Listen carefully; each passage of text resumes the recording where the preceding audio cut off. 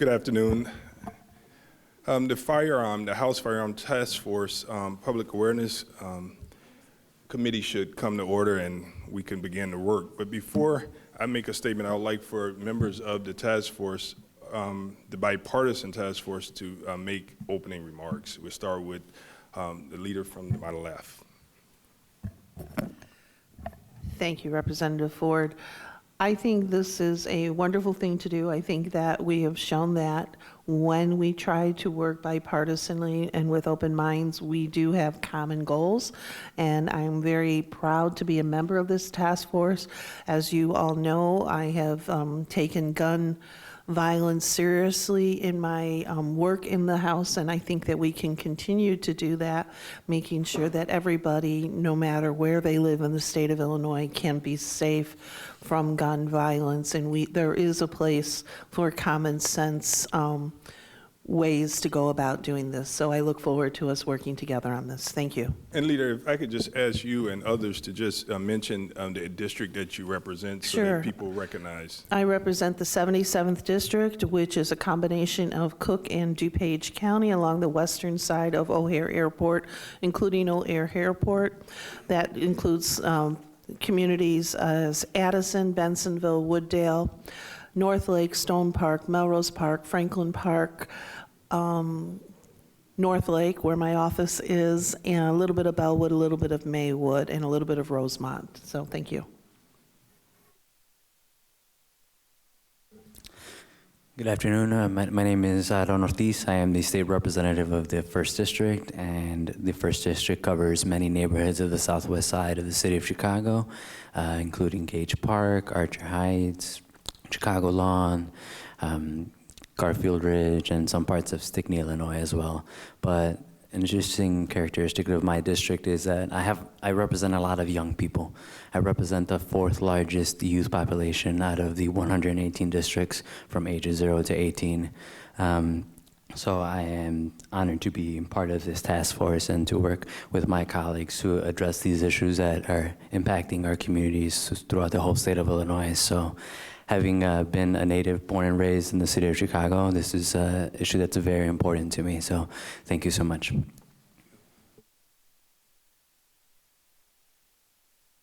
Hi, my name is State Representative Yechiel Mark Kalish. I represent the 16th District.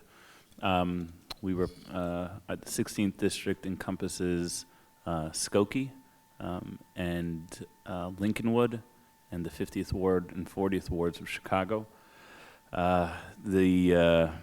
Really honored to sit on this task force led by our esteemed chairman here because the effects of gun violence do have a tremendous amount of cause trauma on the health of children, families, and communities, and of course businesses. But you know, just this last week we had a situation in Skokie that again was an issue of gun violence.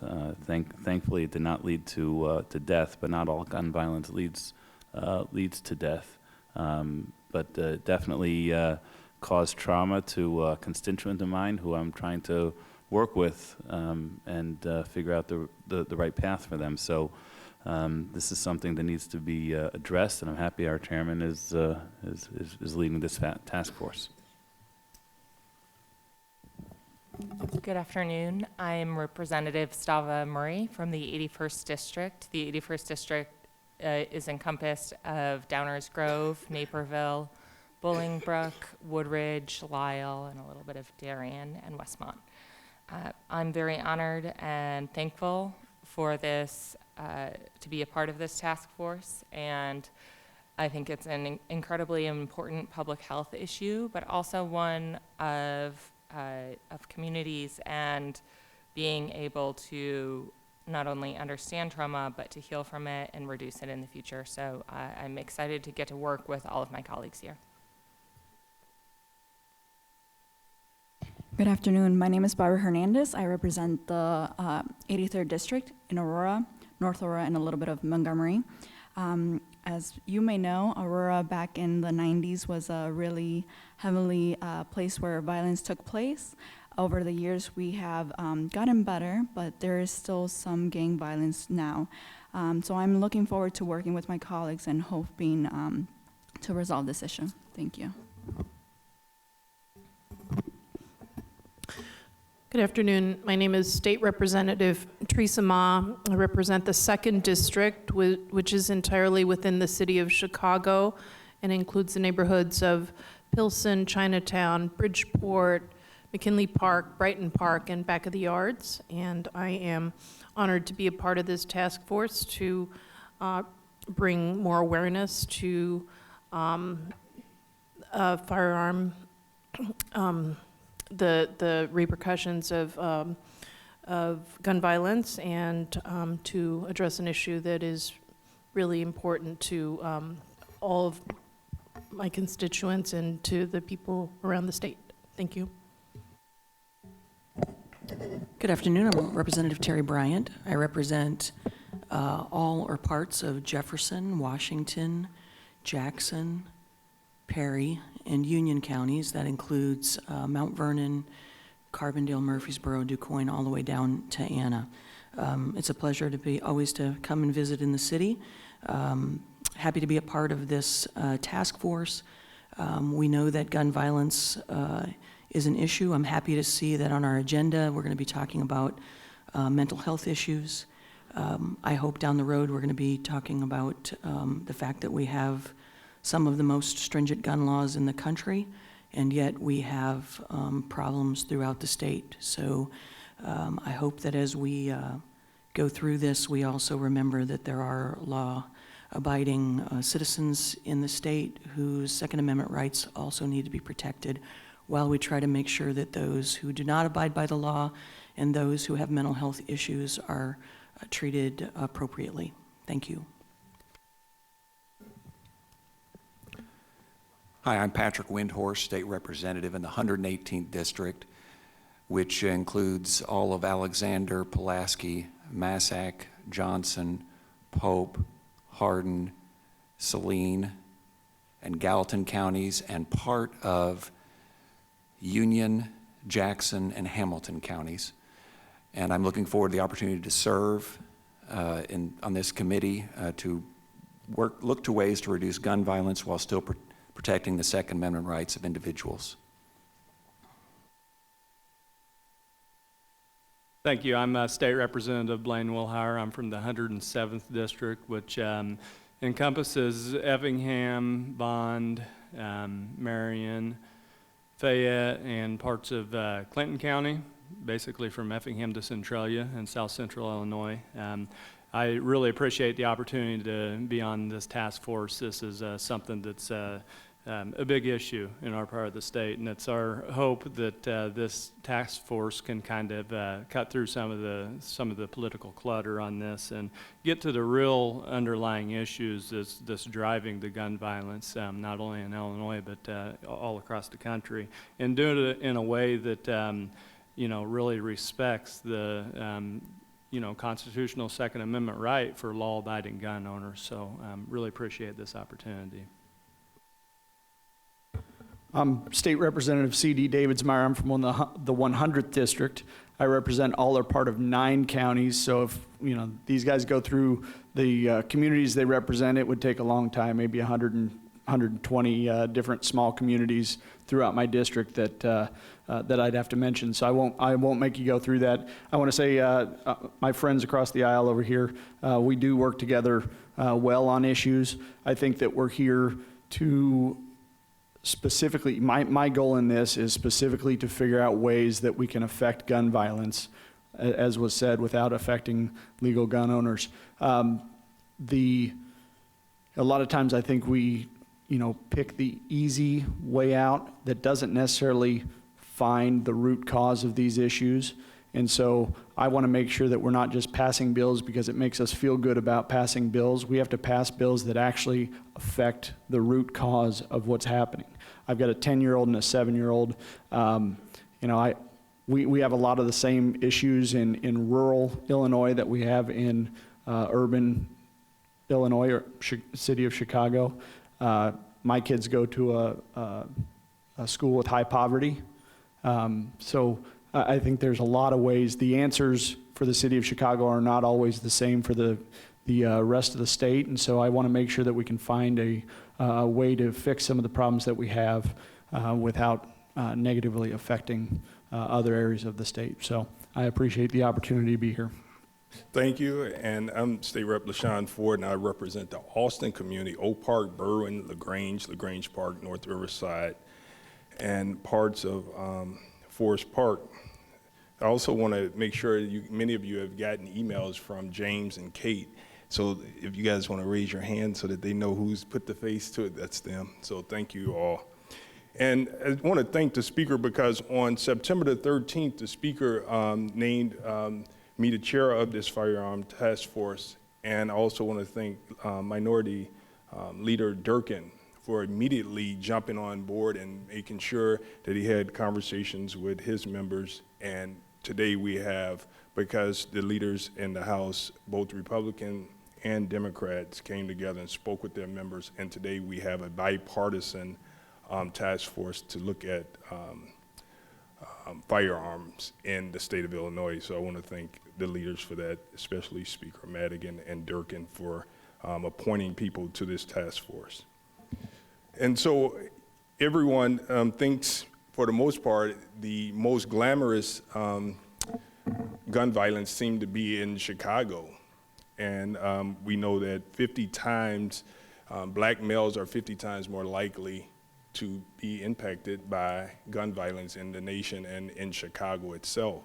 So this is not just about Chicago, it's really about the state of Illinois, because as you heard my colleagues say, gun violence is impacting everyone across the state, not just the city of Chicago. So it's great that we are here today as a bipartisan group to look at it and see what we could do. The preamble of the Constitution gives us the charge to have a balance, and the balance talks about making sure that we allow people to provide for their own defense. And it also says that as a legislative body, that we have the duty to provide for the safety of people. And so we have to look at the laws, and we have to look at how firearms are impacting our community. So as you see, regardless to whether or not we want to impose any new laws or restrict gun laws, the Constitution tells us that we have to look at situations and provide for the safety of everyone while making sure that individuals have the ability to protect themselves. We have received one email from a group, and I just want to read it to the here in this hearing. It says, State Representative, I'm writing to you as you are a member of the House Firearm Public Awareness Task Force. As a member, you have a heavy burden on your shoulders to find a way to end so-called gun violence that plagues the urban areas of Illinois, such as Chicago. However, as you do consider means of curbing violence in Illinois, I feel it is important that you too remember that making it harder for lawful gun owners to exercise their rights does nothing to stop the criminals from being violent. I wish my message to be clear: no new gun laws. As an Illinoisan voter, I am no longer prepared to compromise on my rights. We as a nation of gun owners have been compromising on our rights for nearly 100 years. We have enough data to know that gun control does not work. Evil people shall do evil things regardless of the laws you place on good people. Disarming good people doesn't make dangerous persons less dangerous. In fact, it's quite the opposite. Disarming the good people make the dangerous people even more dangerous.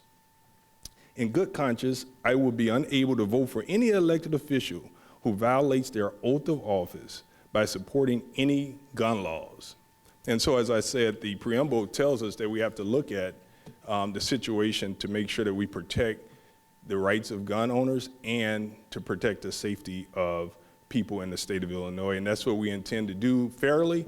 And I have no preconceived notions, even though I do believe that, have my own ideas. I'm going to be very open in this task force and hope that we could come together and do everything that we can to make some recommendations for our strong leaders in this firearm task force fight to make Illinois better and safer.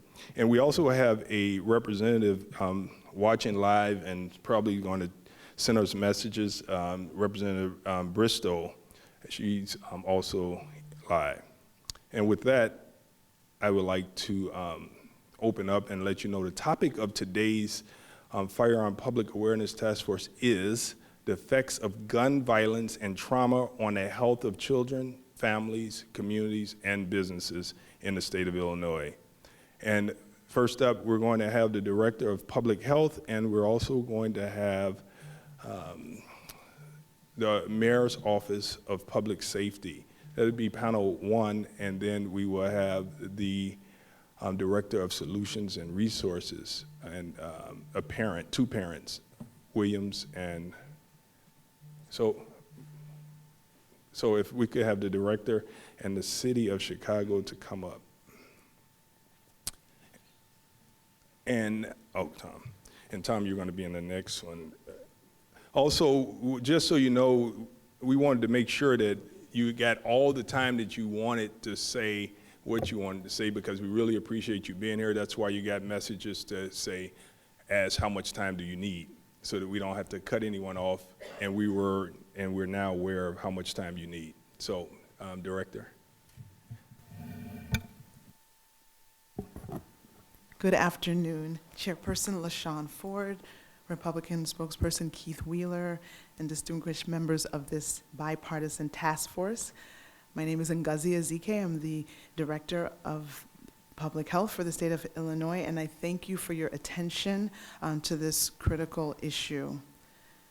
As the State Director of Public Health, I'll start by sharing statistics around firearm injury in Illinois. For 2018, which is the last year that we have complete statistics, there were over 1,300 firearm deaths. It's the second leading cause of injury deaths in the state. For the last 3 years, for 30 years straight, there have been approximately 1,300 deaths per year, firearm deaths. They've ranged from 1,000 to 1,600. And what is significant for Illinois is, as opposed to national statistics where suicide is actually more prevalent than homicide, in Illinois, for the last 30 years, there have been more homicide deaths than suicide deaths for each of the last 30 years. But whatever the type of firearm death, whether by homicide, suicide, mass shootings, they're all severe tragedies. But what's more troubling is that they are preventable deaths. And while the death numbers are sobering and they are what they are, they're actually not higher because of the continued evolution of medicine and trauma surgery with amazing abilities from level 1 trauma centers like Stroger Hospital, where I came from. And at these hospitals, every single day, firearm victims are literally saved from the jaws of death. So where we have over 1,300 deaths per year, there are 4,000 to 5,000 total hospitalizations related to firearms each year in Illinois. And that comes up to over a dozen people being hospitalized with a firearm-related injury every day. And of course, of note is that 70% of those hospitalizations are in patients aged 15 to 34. So when we think about the consequences of this injury, of the death, I think about the trauma that the trauma causes. I actually recall during my child's preschool tenure that there was a day that counselors were brought into the preschool because one of their classmates was no longer with them. The 4-year-old had gotten a hold of the firearm in the home, and there was a very unfortunate accident. So my question is, Do we have enough counseling for all the people, toddlers, preschoolers, residents of all the communities who are enduring firearm-related tragedies every day? We know that there are multiple public health problems tied into this issue. There's loss of life prematurely. There's chronic mental disability, chronic physical disability, and that's for survivors. We're left with unsafe communities where these firearm injuries occur. As a result, residents aren't safe to go out into their communities. Sometimes they can't even be safe within their homes, not even to talk of outside of their home. And that compounds the public health problem by promulgating obesity when people can't walk, play, or exercise outside of their home. The loss of life obviously causes fractured families with early widows, orphans, parents bearing their own children. And generations upon generations of children have seen and lived and felt this trauma as part of their everyday existence.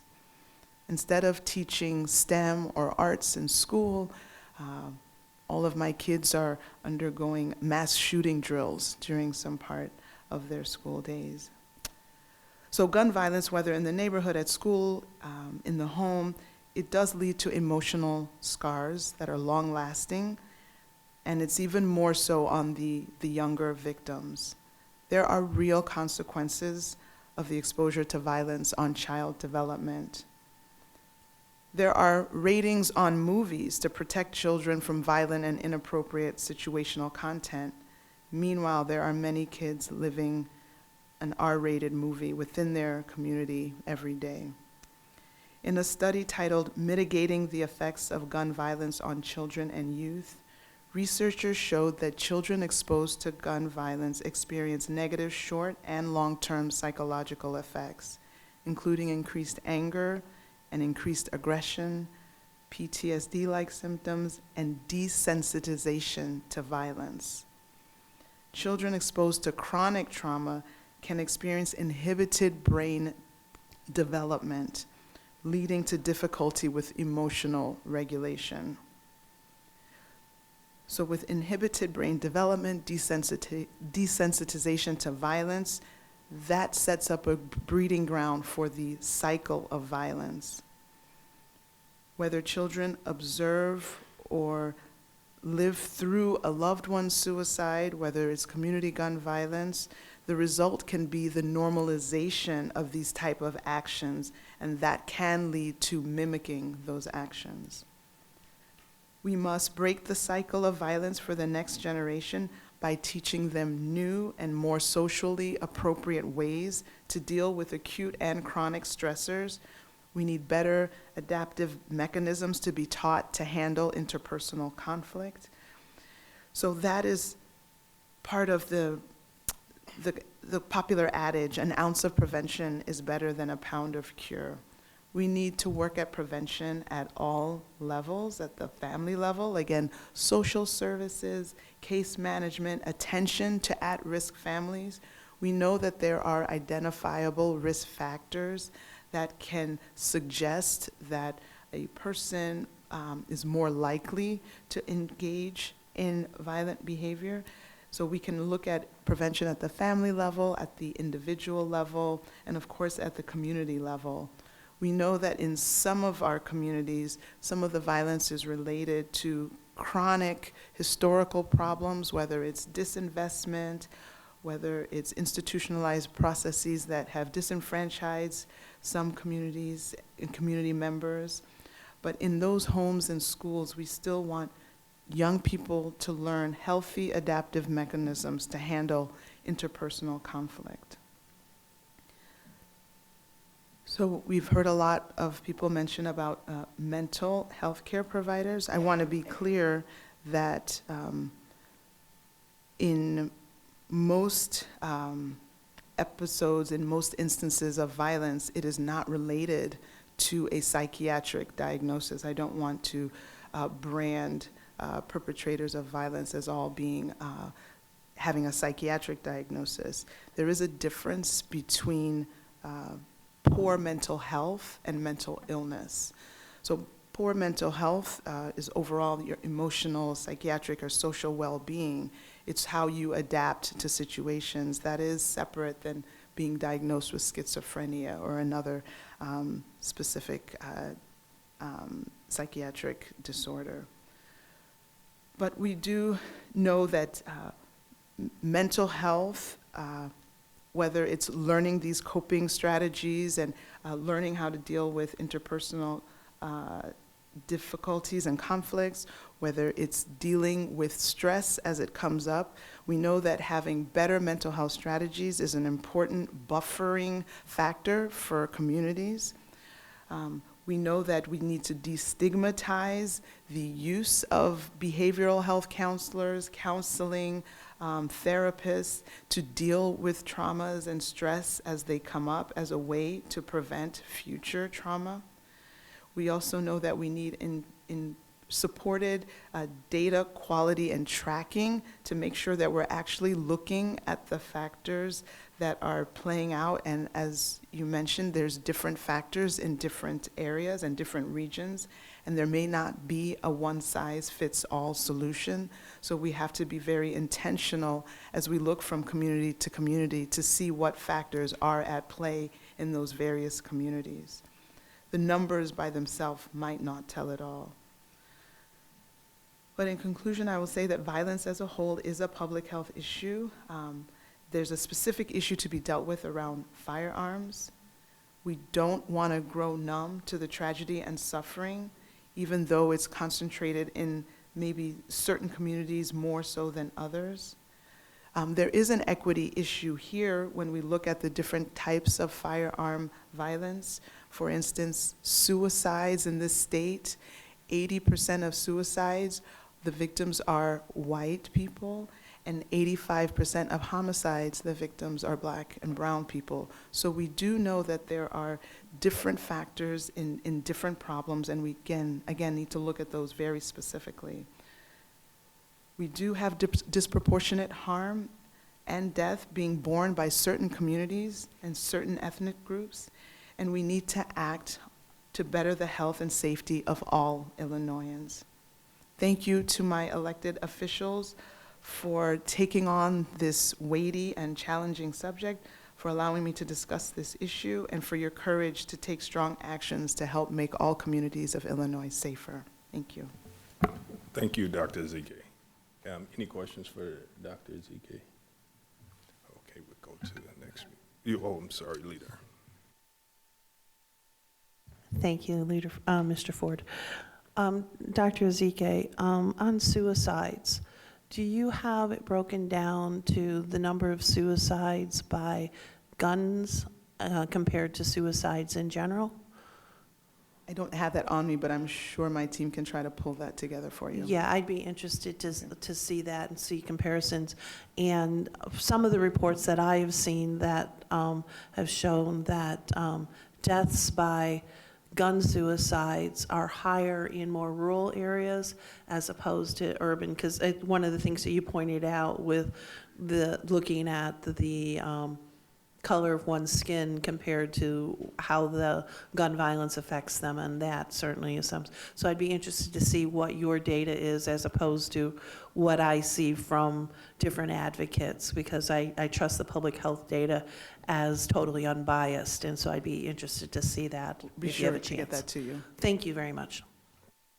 And I'll just say, Dr. Ezike, I want to thank you for the violence prevention task force that your department and you're heading up to recognize and see that we have a gun problem as well as a violence problem. And we're trying to keep them separate in a way. And so if you want to just say something about your task force, that's fine. Yes, we're very happy to be resurrecting the Violence Prevention Task Force. Violence in our state is multifold.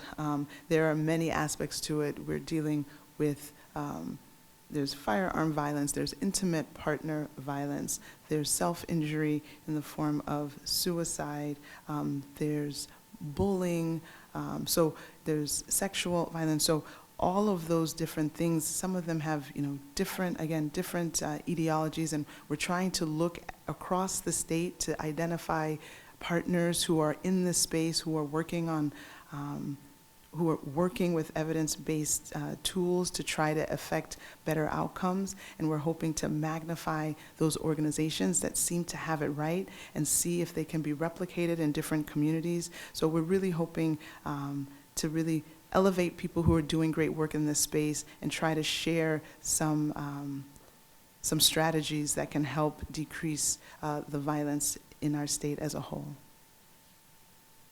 Thank you, and the City of Chicago. Thank you.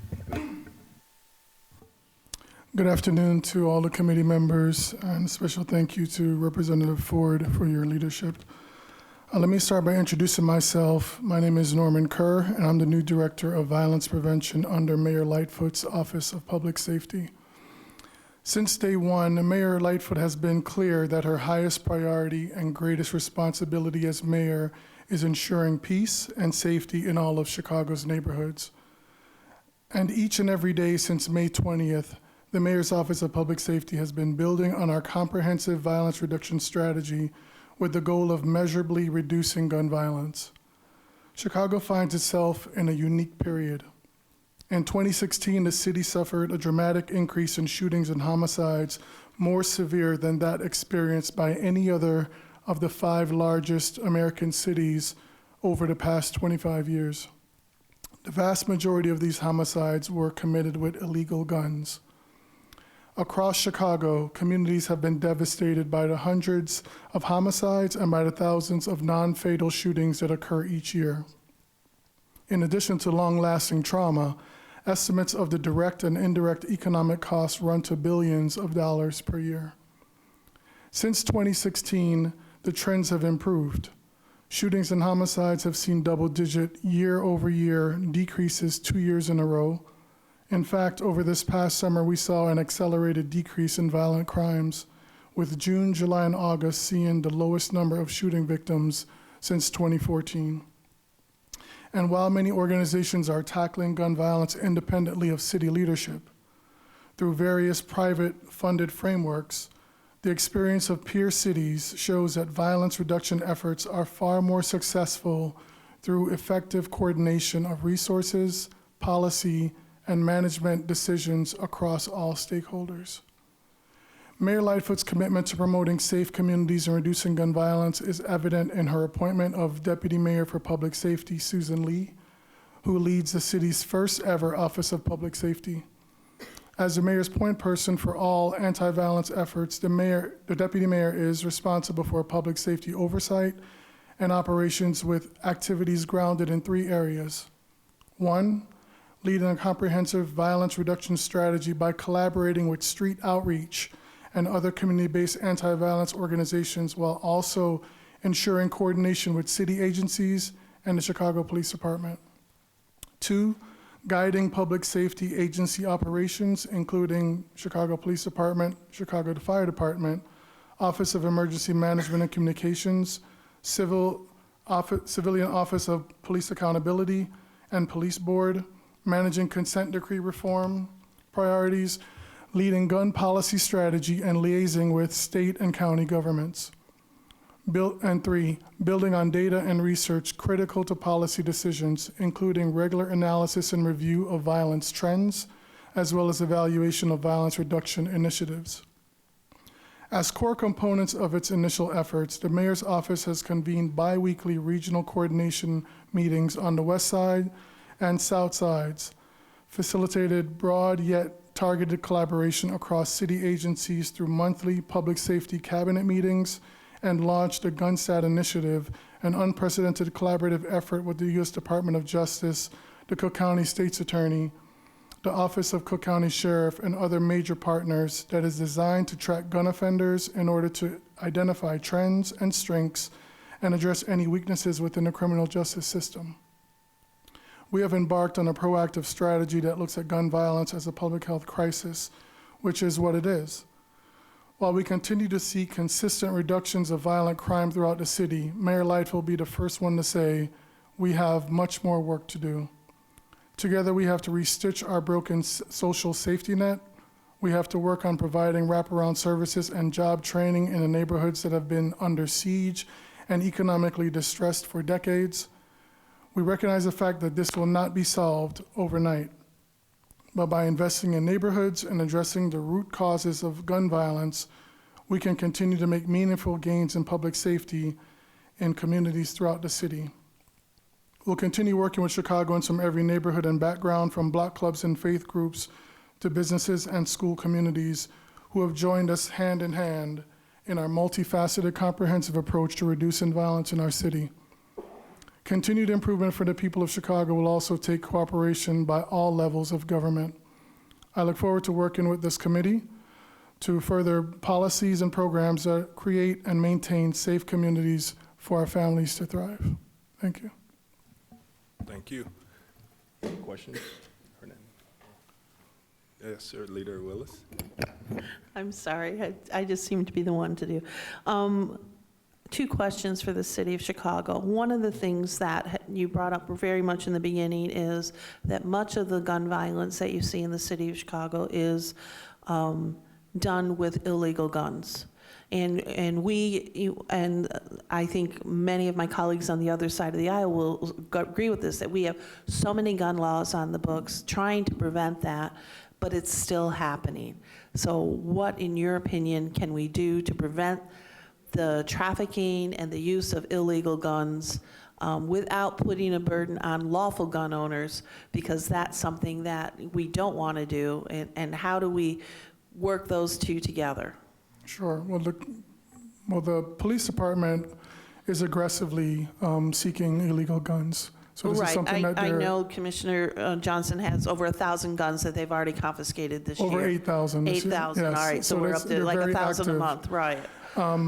However, in addition, the strengthening of street outreach programs. These are programs that are developing relationships with this population that are participating in violence and using illegal guns, and really getting them to, if you will, change their trajectories. So putting the guns down to engage themselves in more positive activities. And we've seen that initiatives like this work. And we've been able to expand this work through various parts of the city, and the plan is to increase this work with this highest risk population as well. Okay. And another thing that we see oftentimes, and I'm going to go by what we see as the public when it's in the press and things like that, is that the police do their job. They arrest somebody for some other crime. They have an illegal gun on them, and it's a revolving door that they're out. Sometimes they're out even before the police are done with their paperwork. So what is your response to that, as what can we do, or what should be done to prevent that, recognizing that we don't want to overcrowd our prisons with unviolent criminals, but how can we go and stop this cycle of a revolving door? Sure.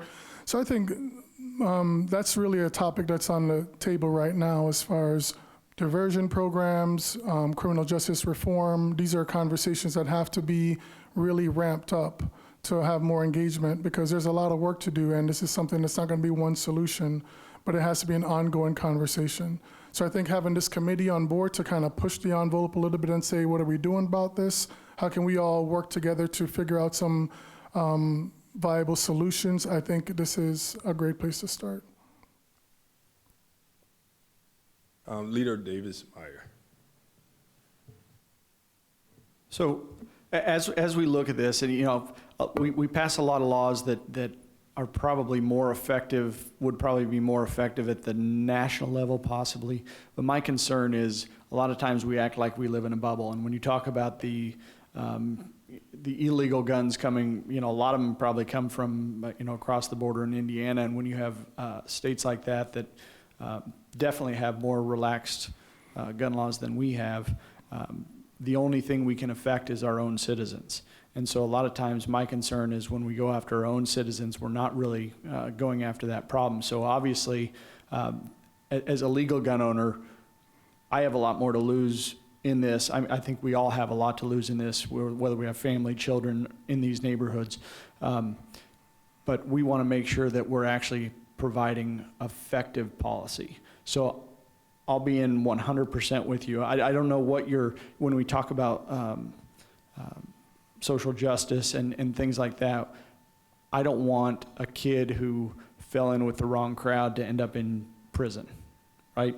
But I want to make sure, where do we draw the line in saying that if crime is committed with a gun or a firearm, what are we willing to do to ensure that that type of thing is maybe a higher penalty or something of that sort? And I know sometimes the kids or whoever is involved in this may not know the penalty going in, but there has to be something that sets the standard that says we're not going to tolerate, first off, we're not going to tolerate crime, but we're not going to tolerate any crime with any type of firearm.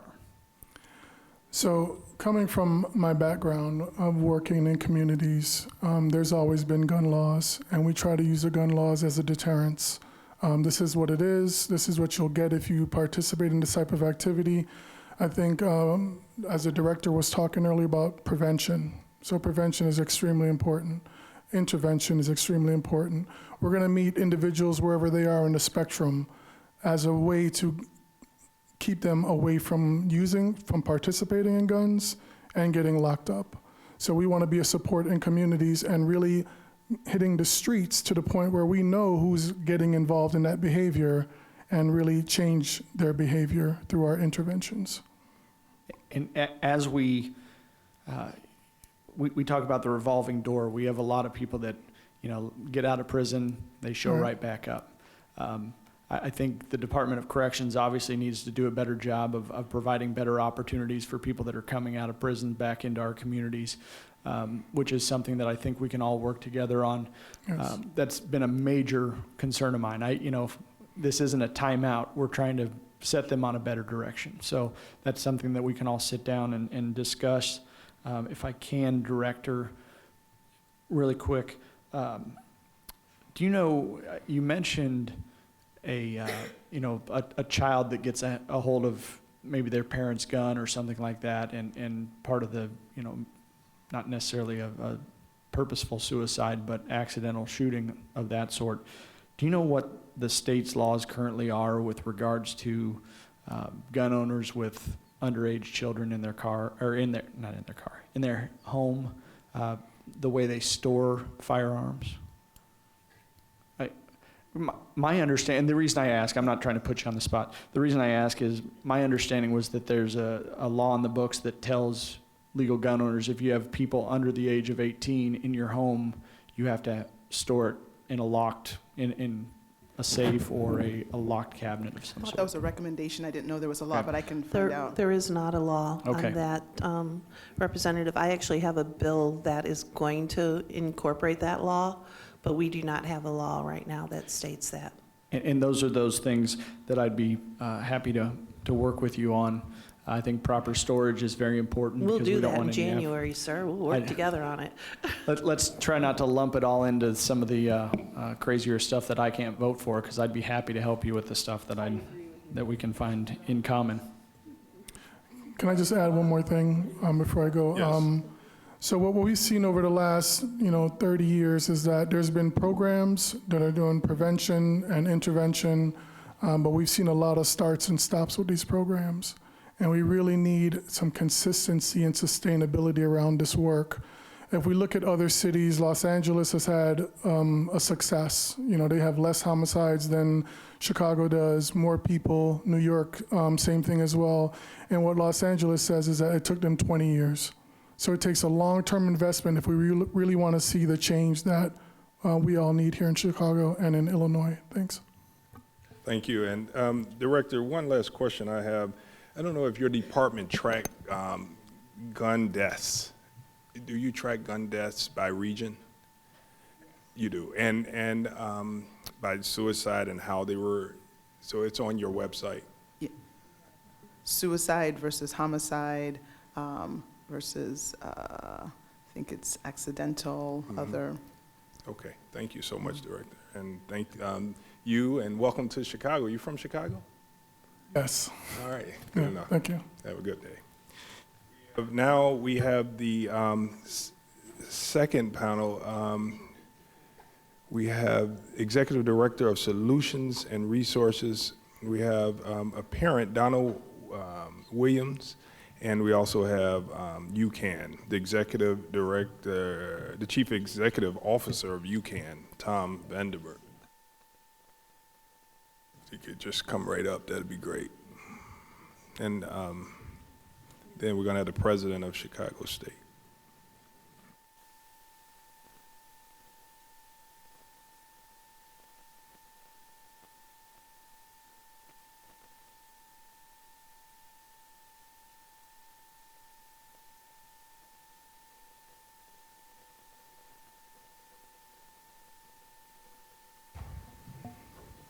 And once again, the topic is the effects of gun violence and trauma on the health of children, families, and communities and businesses in the state of Illinois. And we could start wherever you like. Who's gonna go first? Ladies first. They said it. Okay. Pastor.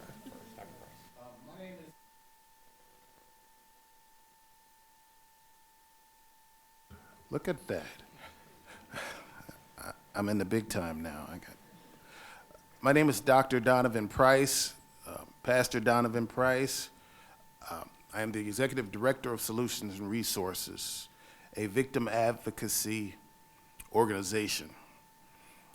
What I do, for the past 3 years, I've been on call 24/7. When there's a homicide in Chicago, in particular when someone is declared dead on the street, it is my goal to arrive within 20 minutes of shots fired. I work with the families, the mothers, the fathers, the communities on that night for the 3 or 4 hours of the crime scene. I then take them to the morgue, escort them to the morgue for body identification the next day, if at all possible. Do the vigil, conduct the vigil, help them organize the vigil.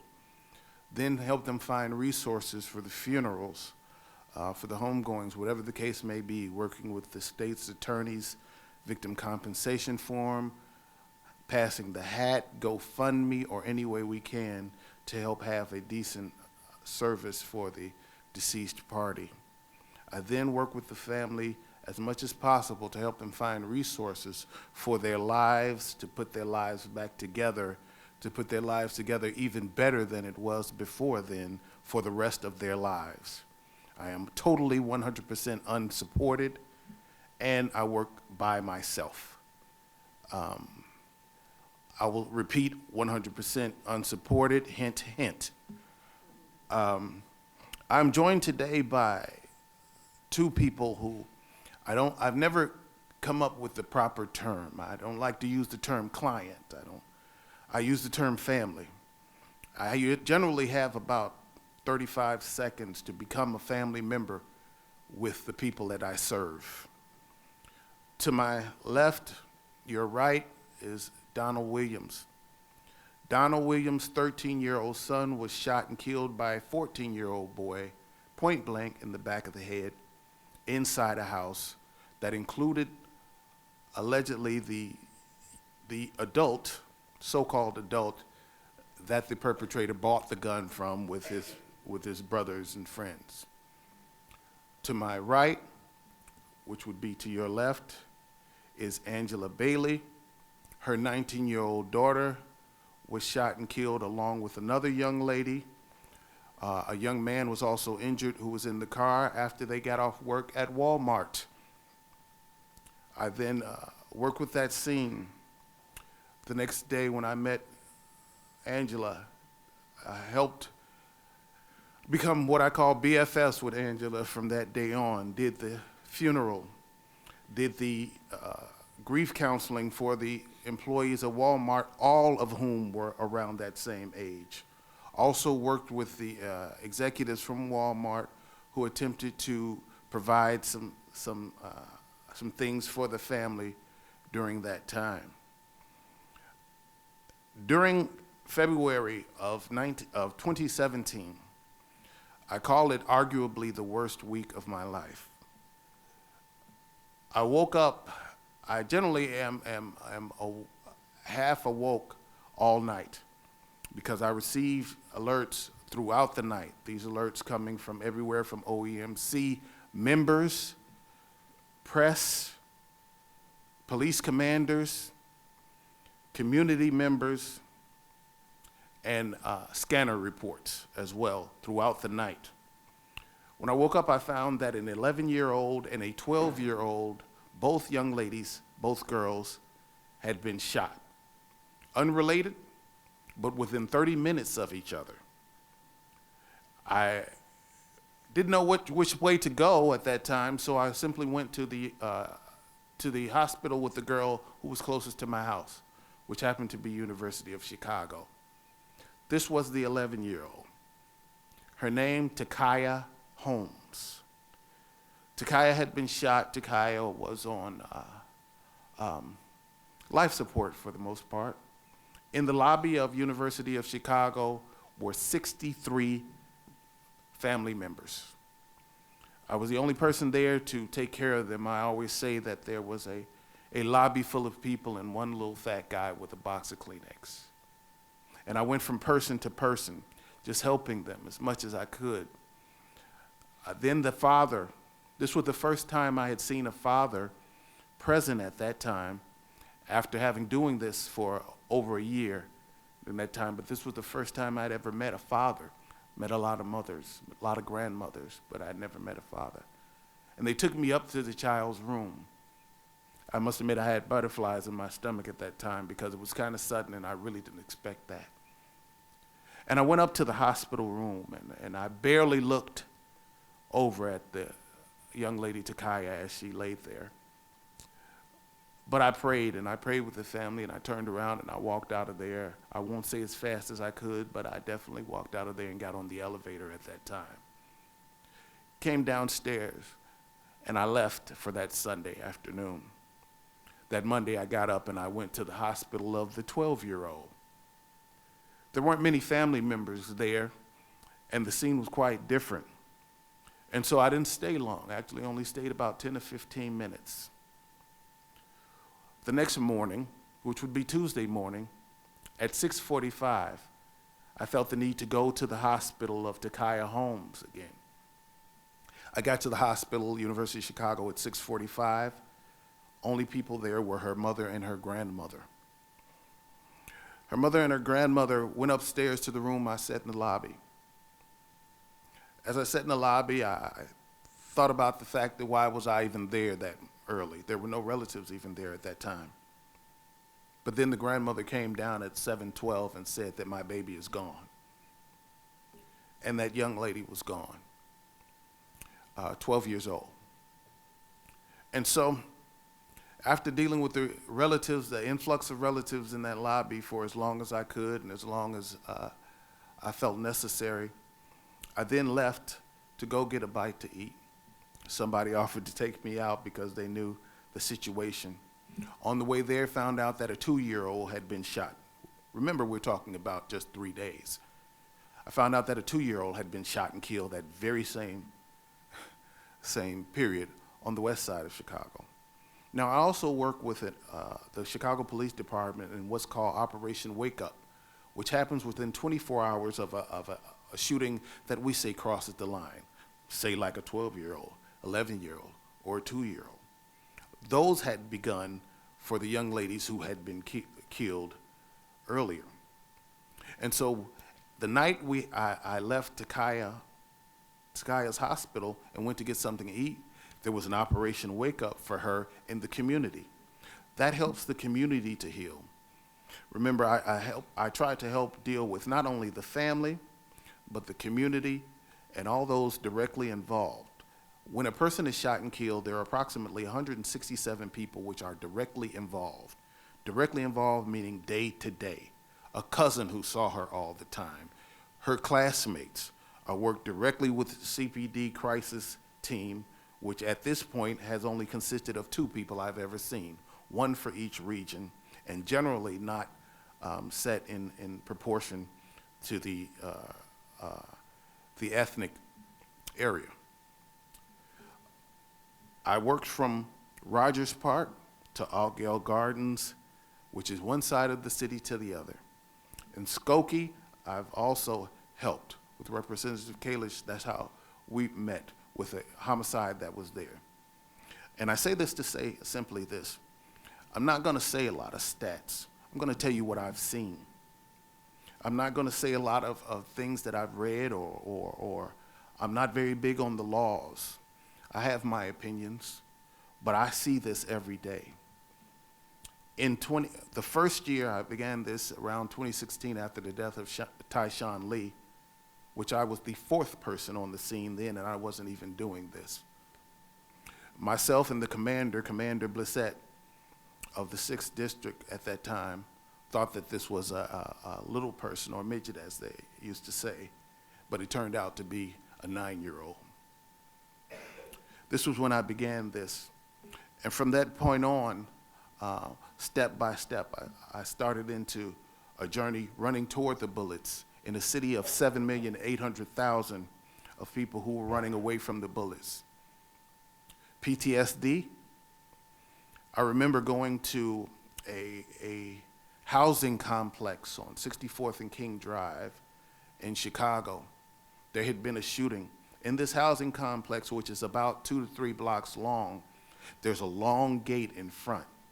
It was a warm Sunday afternoon, and the children were playing outside and the people were outside, but there was also red tape right outside that gate because there was a body laying in the middle of King Drive. And the children continued to play, and the children continued to have their Sunday afternoon because this was very typical for them. Now, I don't have to use the term PTSD because some of these things are quite obvious. But I asked the person there, as I do, being a ex-college professor, have that still clinical mentality. I said to the lady who was approximately 45 years old, I said, how many children do you think have PTSD in this complex? And she said, all of them. I said, all of them? And then she said, not just the children, the adults as well, depending upon how long they've been here, and I've been here for 18 years. And so I don't have to use a statistic to do that. It's obvious what's happening. In my opinion, what's happening in places like Columbine or Plano. I met a young lady who was killed at the Dark Knight, who was shot at the Dark Knight shooting years ago. She just happened to stop on a road trip with her friends, and they said, let's go see a movie. And they went to see The Dark Knight, and she still walks with a limp because she was shot with an AR-15 assault rifle in her leg. This is what is actually happening. I woke up to a shooting at a barber shop 2 blocks from my house with a bang on the door because the people in the neighborhood know what I do. And a young man had been killed right at the front door of the barber shop. But this was a day when school was out. I don't know if it was a school strike, hint, hint, or whatever it may have been, but for any reason, the schools were out. And so there were 13 kids in that barber shop who had to slip on the blood and jump over that body to run out of that barber shop once that person had been shot. I remember, I believe it was a Saturday afternoon, I got an alert about a shooting. As it progressed, they said they think this was a child, was a young child. There wasn't anybody there. There's rarely anybody there at these scenes because they happen so quick, and you'd have to live your life around the violence in Chicago in order to do this. And I'll point this out. I believe that the violence in Chicago in the urban communities is 100% a different issue than what's happening in, say, a Columbine or Plano and some of these mass shootings. Because the person who gets the gun in the urban community probably only has that gun when he does that shooting. Or maybe a couple of weeks and he bought it off some guy in a bag. I had an 11-year-old tell me that he could buy a gun easier than he could buy candy. These are not stats. These are facts. These are people that I talk to. And so now I want to take about a few minutes to, so you can hear from the father of Dion Williams, who's 13 years old. I went to his school the next Monday following his death, and dealt with the little children there, and also had to spend some time counseling and speaking with the mentor who had begun to talk to me about how Dion had started to open up and started to do more, but now 13-year-old Dion had been killed. There was a young lady who was about 10 years old, who the young man who shot Dion had pointed the gun at first, but it just didn't go off. And the five adults who were in the house at the same time that somehow missed the kids with the gun, but then it turns out that the gun actually came from one of them and not found in a locked drawer or anything like that, not even that same situation. They bought this gun from that person. That's why I say it's a little different situation in there. Still a problem, still a tragedy, but a little different situation. And so now I'd like to introduce Donna Williams, father of 13-year-old Dion Williams. Good afternoon. My plea would be to y'all is to find a way to change the juvenile laws. That definitely affects the violence in the community.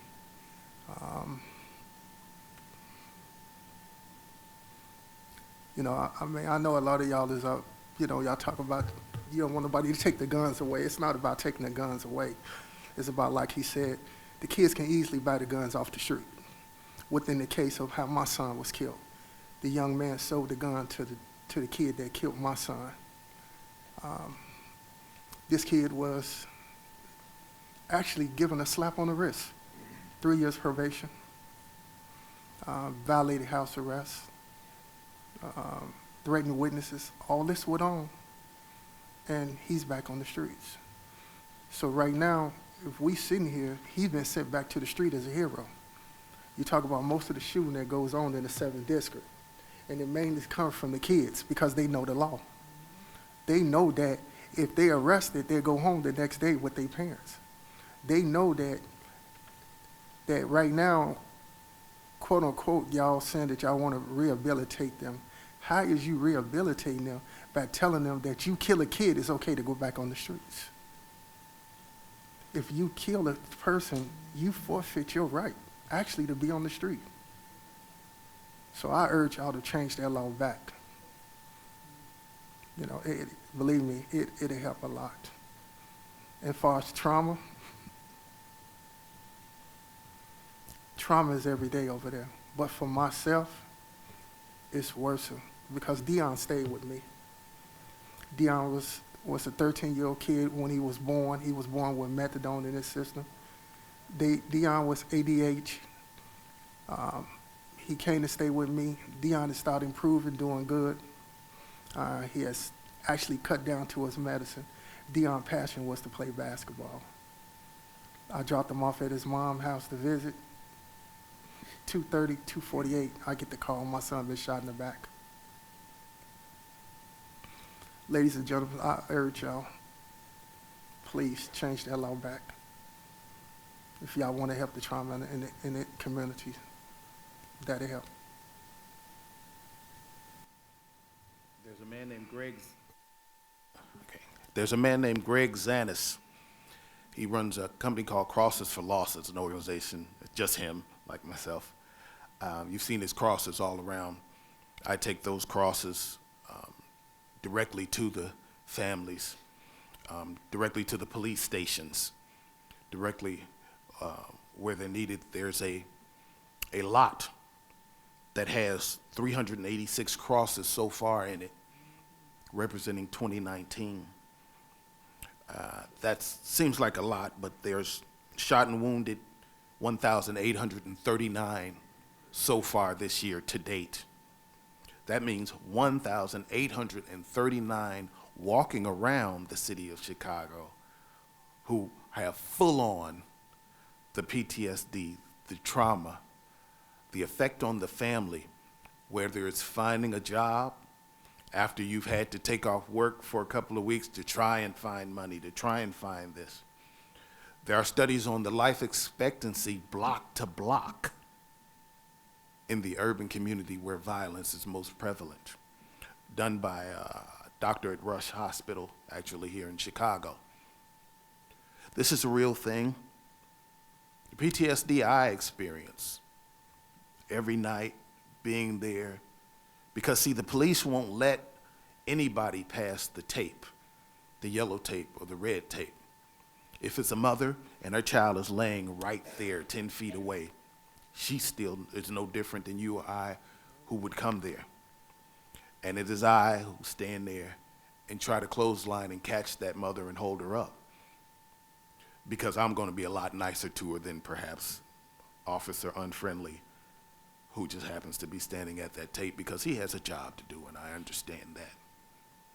And so that mother, there have been times when I've been at a shooting and it was so fun, I used the term funny, but it's not funny, but funny, not funny is a term nowadays.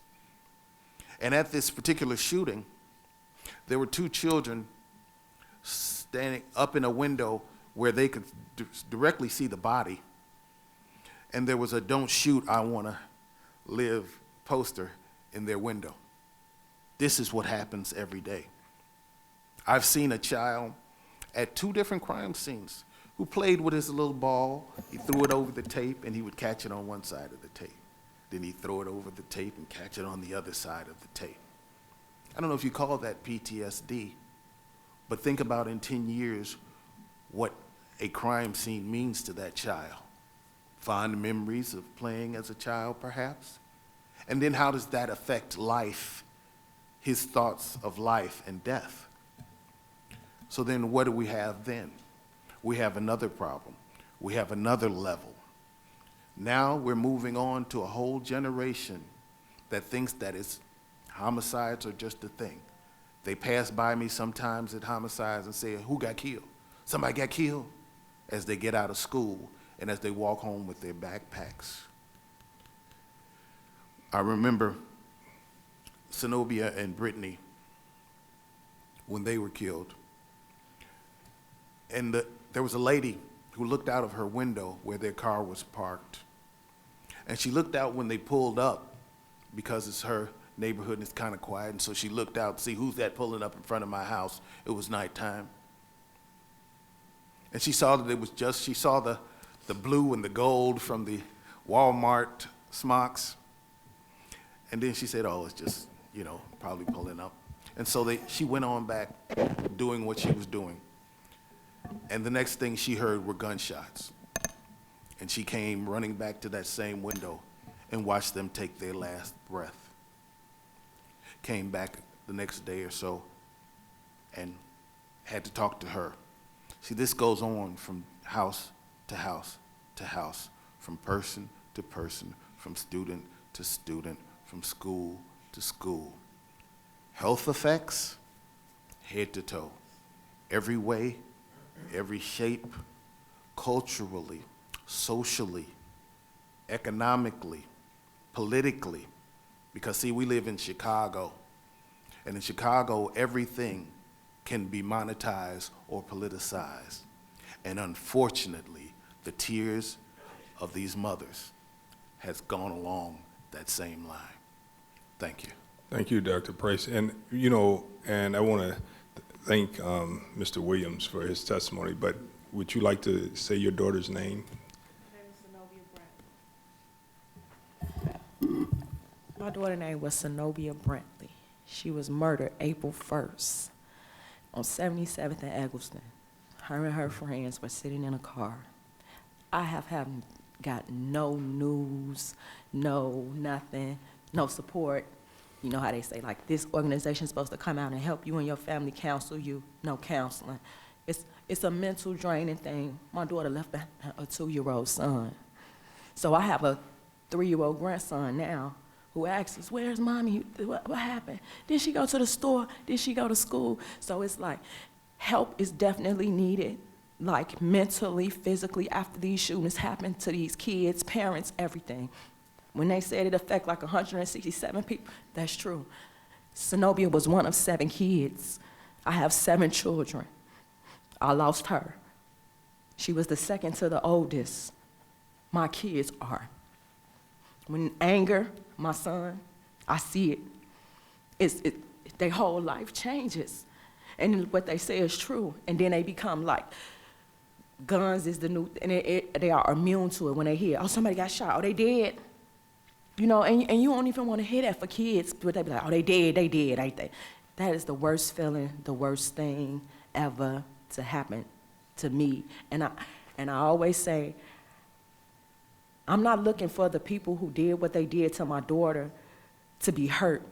That's not what I'm looking for. I'm not looking for revenge. I actually pray for them every single day, that they be convicted to do the right thing, you know what I mean? But I also say, like, there's got to be some other. And most of the times, like he said, the people who are committing these crimes are these young kids who feel like they know, I'm a juvenile, I'll get out in a couple of months. Or I could do it right now and I'll get out in 5 years. I've heard them say these things. And these are the ones who go get the gun and feel like, hey, I could use it and nothing's gonna happen. But it is affecting families like me, kids, little kids. Like my daughter left behind her, she graduated this year, 2020. I had to go get my daughter's graduation certificate. I had to stand up because she was going on prom. She you know, these kids have big dreams. They're not just kids who do bad. So any help is so much needed right now, really.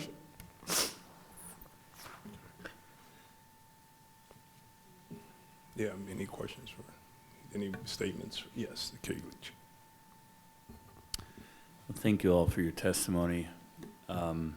You know, I want to thank you, Dr. Price, you know, for what you did for us in Skokie. It was a very tough time for the community, and you definitely helped us heal. We have a lot more healing to do. You made a back-of-the-hand comment during your testimony that I just like to hear a little bit about, because we're facing what could be a historic teacher strike here in the city of Chicago. And I have no opinion other than I hope they figure that out quickly, because I would hate to see a strike. I'm understanding the city's position. I'm certainly understanding the teacher's position. But how will this affect your work? How would a teacher strike affect your communities? When the holiday comes up, I usually think to myself, oh man, the 4th of July. As you can see, I'm not at the peak of fitness, so I'm looking forward to the barbecue. But then those thoughts are immediately squashed with, wow, might be a busy night for me. Because young people like to connect in mass. And when there's mass, then there's mass shootings. Whether it's a birthday party or a what they call trend, when all the young people get together by hundreds and just go somewhere and just wreak havoc because they have nothing better to do. Whatever the case may be, when they have the opportunity and school lets out, it's summer again, and the weather doesn't make a difference. I stood outside during the polar vortex at a crime scene. Crime actually spiked during the days of the polar vortex last year. And so I don't want to speak anything or say anything regarding the fact that if there is a strike negatively, but the fact of the matter exists that opportunity is opportunity. Sometimes I can look at my phone, one of my 2 phones that I keep the alerts on, and I'll say during the course of a regular weekday, oh, it's 2:45, it's 3:45. Time for the city to start doing its thing. And sure enough, almost like clockwork. And so when you have summer again, everybody out, this time, I've talked to kids during almost, when they almost had strikes in the past, and the kids feel that kind of personal. You know how when parents get divorced and the kids think it's kind of their fault to a certain degree? Well, what's happening with the teachers, kids kind of take that mentally, and they kind of take it personal. Like, oh, well, it's our fault that this is happening and this fight is happening. And so when they're out of school during that strike, they have some little issues going on. And so not only are they out of school during the strike, but they're out of school and they're kind of bothered by the reason that they're out of school, and their behavior is a little different. And we know what happens when hurt people hurt people. There's no questions? Thank you, and I just want the parents to know that I know that the members of this task force heard you. Thank you so much. I think, Tom, you're going to be at the table by yourself, probably. Thank you, Bo. We'll just wait for you.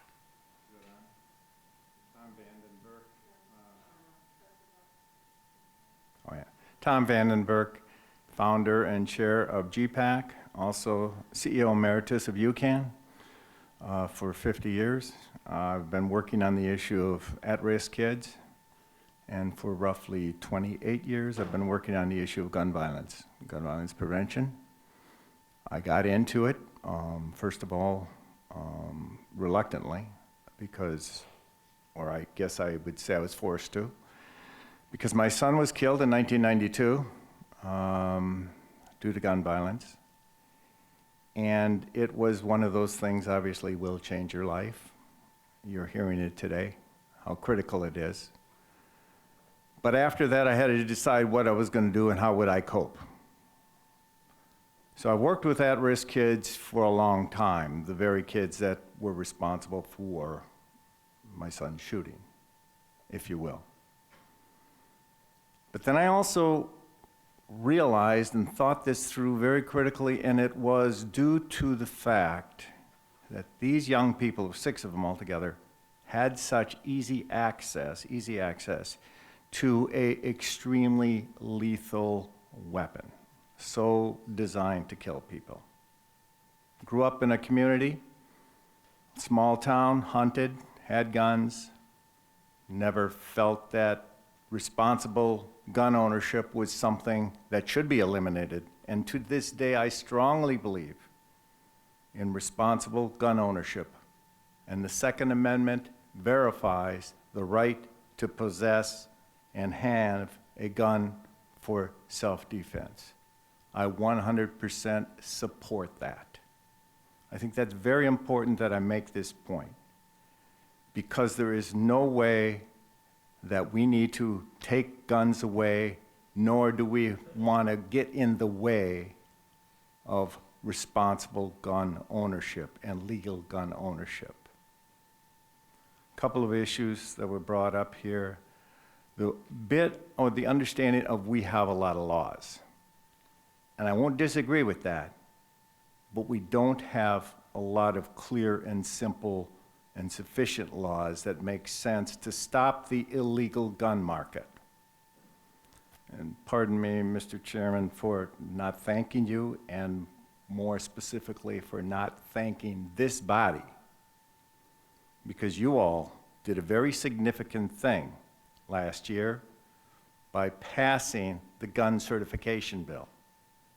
A bipartisan bill that supports the idea of helping to eliminate illegal guns. 40% of those illegal guns coming from gun dealers in the state of Illinois. Now, we don't know if this gun law is working or not, because it hasn't been implemented yet. But we believe this is one of the sensible gun laws that will help eliminate illegal guns. The next bill that you passed was Senate Bill 1966. And I thank you very much for that. Unfortunately, we don't know if this is effective because it's not being implemented. And matter of fact, it hasn't been passed by the Senate, but we hope it will be passed at the veto session. This bill calls for a simplification of the FOID card system. It calls for, and let me read this because I think it's very significant, improved information sharing. The Chicago City Police were very important or very forceful in saying we need this to help enforce and increase the clearance law substantially. It strengthens enforcement, and it will improve in-court enforcement. So this bill I believe will be very significant as an effective bill to do what we are asking for, particularly in this city. There should not be 8,000 illegal guns. We have to clean up the illegal gun market. Now, they may come from Indiana after we pass this, they may come from Wisconsin, but I think the factor of the private sale, the improvement of private sale will effectively change that and will really hone in on the illegal gun market without interfering with anybody's rights to possess and own handguns or whatever guns you have at this point. It will not make a difference in that. Unless you're an individual, and we see them in the city of Chicago, that go purchase guns en masse and then sell them on the streets. We want to eliminate that process. We want to make you responsible if you do that. So private sales have to go through a federal licensed dealer. So I really don't want to take too much of your time other than to say some very significant statistics in terms of the effect. You've heard it before, but I do think it's important to emphasize. $2.5 billion, state of Illinois. It's costing the state of Illinois because of gun violence. Every time there's a shooting, it's $55,000, immediate costs.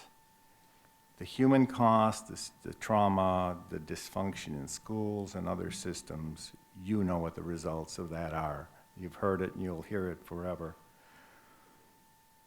When the city of Chicago has a homicide rate between the rate of Los Angeles and New York, we will have accomplished what we're trying to do here today. 2.8 homicides for every 100,000 individuals. New York, Los Angeles, 4.9. Chicago, 15.6. There's no reason us, a big city, cannot reach the same statistics. We can do it if we clean up the illegal gun market and we have sensible gun laws that don't infringe on people's rights, don't infringe on people's Second Amendment rights. I had the opportunity to review a little bit the opinion Justice Scalia wrote. Like most rights, the rights secured by the Second Amendment is not unlimited. Nothing in our opinion should be taken to cast doubt on longstanding prohibitions on the possession of firearms by felons, mentally ill, or laws forbidding the carrying of firearms in sensitive places such as schools, governmental buildings, or laws imposing conditions and qualifications on the commercial sale of guns.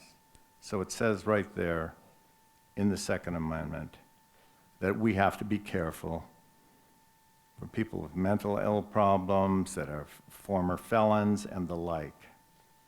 It also suggests, we also recognize another important limitation on the right to keep and carry arms. As we have explained, that sort of weapons protected are those in common use at the time. We think the limitation is fairly supported by the historical tradition of prohibiting the carrying of dangerous and unusual weapons. So this is the Second Amendment. This is the very effective, I think, ruling on the Second Amendment. I think it's very important to keep this in mind when we go forward, because I think it's important that we do not infringe on the Second Amendment right. I think that was made very clear by this group, and I think that's something that I really support, because we're looking at how are we going to change the future on gun violence, and how are we going to effectively change what we're doing. Questions, thoughts? Be happy to answer anything. Leader Willis. Thank you, Mr. Ford.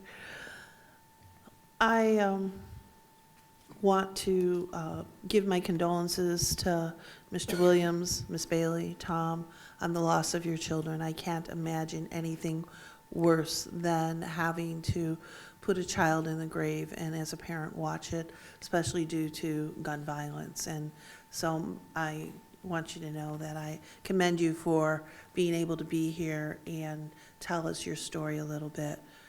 With that being said, Dr. Price, thank you for the work that you do and the heart that you have in your body, that you are able to share your heart and soul with people and seeing a need throughout there and bringing to us, even more importantly, the need that we have to pick up and take care of. Gun violence doesn't just affect just the family, as you pointed out, and Ms. Bailey did very much so. It affects, it's a ripple effect, and it continues to go on. And we need to work on that better as a state, to put resources there into the communities to break the cycle. I was telling Mr. Ford, Representative Ford, that that's what I'm working on now, is how do we get into the communities to break that cycle of violence? How do we go and take that next step, that when we see a shooting that happens, that there's not a retaliatory shooting that goes back? How do we stop that to realize that that's not going to go? How do we also go and take that next step, and when there is, we have people that will come forward, people know who shot who.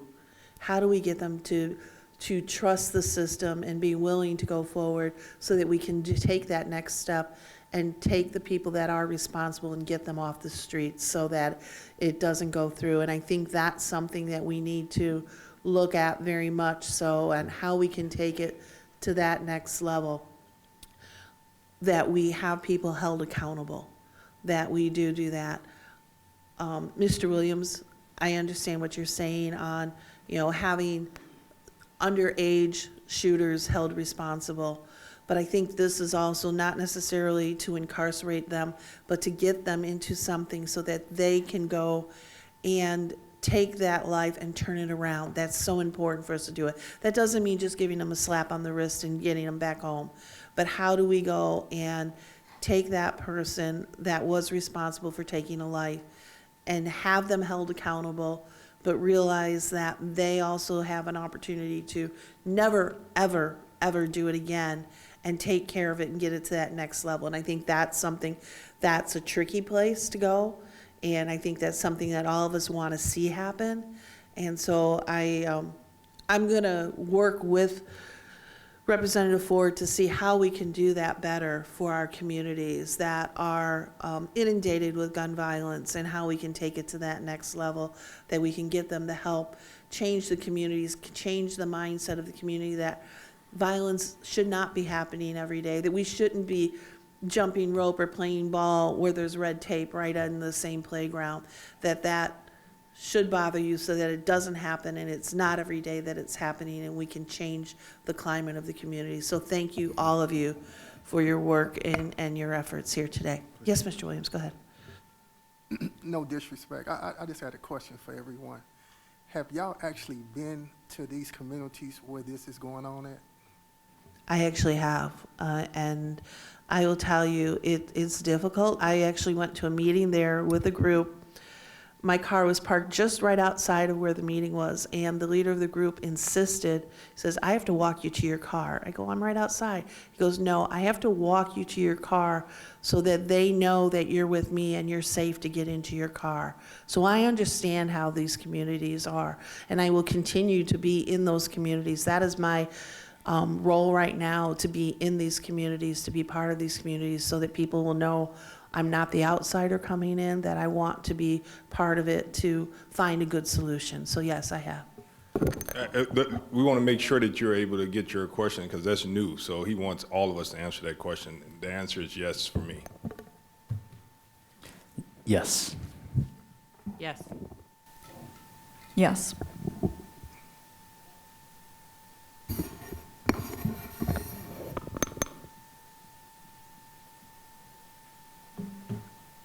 Okay, so, I mean, it's, I'm just asking it because, I hear everything y'all saying. I've been sitting here. I heard what the director of the mayor's office said. I heard what the doctor said, and I just keep hearing numbers thrown out. But real life events that's happening right there on 67th and Halsted, 72nd and Stewart, 73rd, this is like real life stuff that's that's going on. And I know that y'all gonna make it right, but not everybody can come down here and hear what y'all doing to try to help us. That's why I was saying, have y'all been like, take this to the community. Kenny the King College is sitting right there. Have these people to come in and they hear that what y'all doing is we just not seeing y'all on TV saying that y'all trying to make it better for us and what you are. Or, you know, we always got to hear like, we're trying to, you know, like it's always, I hear this Second Amendment, like, you know, somebody always want to take the guns away. It's not taking the guns away, it's just trying to make it better. Whereas it that when you walk out to the car and you hear a gunshot, you know, you just like, oh, just keep walking. You know, and that's how the kids is. You know, so I encourage for those who have not been over there, that, you know, just come over there and just hang out. Give me a call. I'll hang out with you. All right? Thank you. Okay, we have Leader Davis Meyer, followed by Representative Bryant and Representative Ortiz. So, Okay, you're right. couple quick questions. Your comment earlier, if you were a kid who saw this happen, and we heard everybody knows that it happened and most people know who did it, if you knew they were going to be out in 3 years, would you tell somebody? Would you tell somebody? That's what I'm asking everybody here. I know I'd be scared to death. That person's already killed somebody, right? Yeah, and another fact there is that the kid that actually killed my son have family members that work at the county that actually Attorney. you know, and our state's attorney, we'll leave that alone, you know, that made it whereas this kid was bragging that I'm getting probation. This kid was bragging was nothing gonna happen. So just imagine now already he done committed this crime. He know he's finna get a slap on the wrist and sent home. Most juveniles that's caught with weapons spends a night in jail and they are sent home the next day. The next day, and then they recommit again. You know, I'm not saying, Representative, that locking them up is the key to it, but they need to know that there are some punishments that need to be there. Yeah. You could put all the gun laws on the books to protect us, and y'all are. But you still got the illegal events that's going on, and you got to think, though, in coming from the streets, if I had a choice, and I'm just being hypothetical, between me getting, 5 years or better, then that youth getting it, I'm gonna put that gun in that youth hand, and that's what's going on. Yes. That's why I'm saying that, you know, all the laws y'all doing on the books is helping. But it's just that the juveniles they gotta know that we can't use these juveniles to do our bidding for us. Oh, I completely agree with that. Because when you're a kid, and I remember being a kid a little bit longer ago than I'd like to admit, but I was invincible, right? Nothing was ever going to happen to me. I was untouchable. I drove too fast. I probably did stupid things that I shouldn't have done, but thank God I survived. That doesn't happen for everybody, but every single kid thinks it's not going to happen to them, right? And so we have to figure out, we're never going to fix that, but we've got to figure out how to get through to them on you know, violence is not the answer. And I don't know how you do, because every little kid's a tough guy, right? Everyone. But I appreciate it and appreciate the opportunity. I also want you to understand, you know, we're talking a lot about gun violence in the city of Chicago. Where I come from, like I said earlier, I represent all or part of 9 counties, right? I represent more corn stalks than people, right?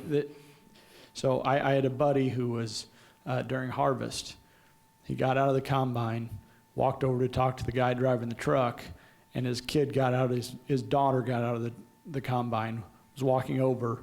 The truck driver said, "You might want to go get your daughter." He was being circled by coyotes.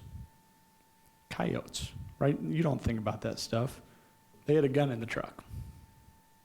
That's the thing that scared the coyotes off. They didn't have time to get over there to get their kid. They do that. And I'm not, you know, I'm not saying this as a, you know, most of the people before concealed carry came around, I knew people that had guns under their seat, and not because they're going to go shoot somebody, but because wild animals and things like that. So we do have a very diverse state. We have a lot of different issues, and like I said, I think we want to figure out a way to fix the violence and to make people understand the issues that we're dealing with. So, thank you. Representative Ortiz. Mr. Williams, I just want to say, well, thank you for you coming before us and giving us just a testimony of the experiences that you've had. You remind me a lot of the parents of students that I used to work with. I used to work as a college and career counselor for Chicago Public High School. So one of the things that I learned in my 5 years there is the amount of trauma that exists within our families, within our communities, and it takes a lot of courage for you to come before us and just share those experiences. And I would like to take your offer to visit one of the communities. I live on the southwest side in Gage Park, but I'm not too far away from 67th and Halsted. That's no more than a 10-minute drive. So I want you to know that there's many of us that are going to be partners in this work, and just want to say thank you because of your testimony. It allows us to approach these issues around gun violence in a bipartisan way. Our friends across the aisle are allowed to hear what is impacting the families of the city of Chicago. So I just want to say thank you for taking your time to come before us. Thank you. Thank you, Representative, and thank you all for your testimony. We'll move to the second panel, and that would be the President of Chicago State and her team. We also know that Minister Walker has to leave also, so if you could come up as well. And Mr. Ford, Representative Ford, while we're waiting, can I make a quick statement on something? So I had stated earlier that there was no laws on the books regarding proper storage of guns. There is a minimal law, and I wanted to clarify that it is a misdemeanor if a gun that is not properly stored causes great bodily harm or death. And it is a misdemeanor, and that is to a child under the age of 14. I did file last year a bill that I did not have time to move forward, that we will be moving forward hopefully this coming January or the spring session, which is House Bill 2254. That makes it a little bit more, put some more meat into it on proper storage of the weapons, and it takes it beyond the misdemeanor penalty. So I just wanted to clarify that misinformation that I put out earlier. Thank you, Leader. President, thank you for being here. You and your team, you may begin. This is on. Good afternoon, everyone. My name is Zee Scott, and I am the 12th permanent president of Chicago State University, and I've been in that role for approximately 15 months. To my right, I am accompanied here this afternoon. To my right is Dr. Kiela Bolden. Dr. Bolden is a licensed clinical psychologist who serves as a lecturer at Chicago State University in the undergraduate psychology department, and also serves as a medical consultant for the Social Security Administration's regional office. Dr. Bolden has worked with underserved populations in a number of settings, including the Cook County Jail, the UIC Institute for Juvenile Research Disruptive Behavior Clinic, the Wisconsin Department of Corrections, and the Cook County Juvenile Temporary Detention Center. She has a significant amount of clinical experience. To my left is Dr. John Patterson, an assistant professor of criminal justice in the Department of Criminal Justice, Philosophy, and Political Science at Chicago State University. He has nearly 3 decades of professional experience in the criminal justice industry, including high-profile projects with the Federal Bureau of Investigation and the Department of Homeland Security. He has received the Innovation in Government Award, American Government Award from the Harvard University J.F. Kennedy School of Government. He advocates for anti-violence strategies, civil rights, and human rights. I would like to thank Chairman Ford and members of the task force for taking on this important work of reviewing the issue of gun violence.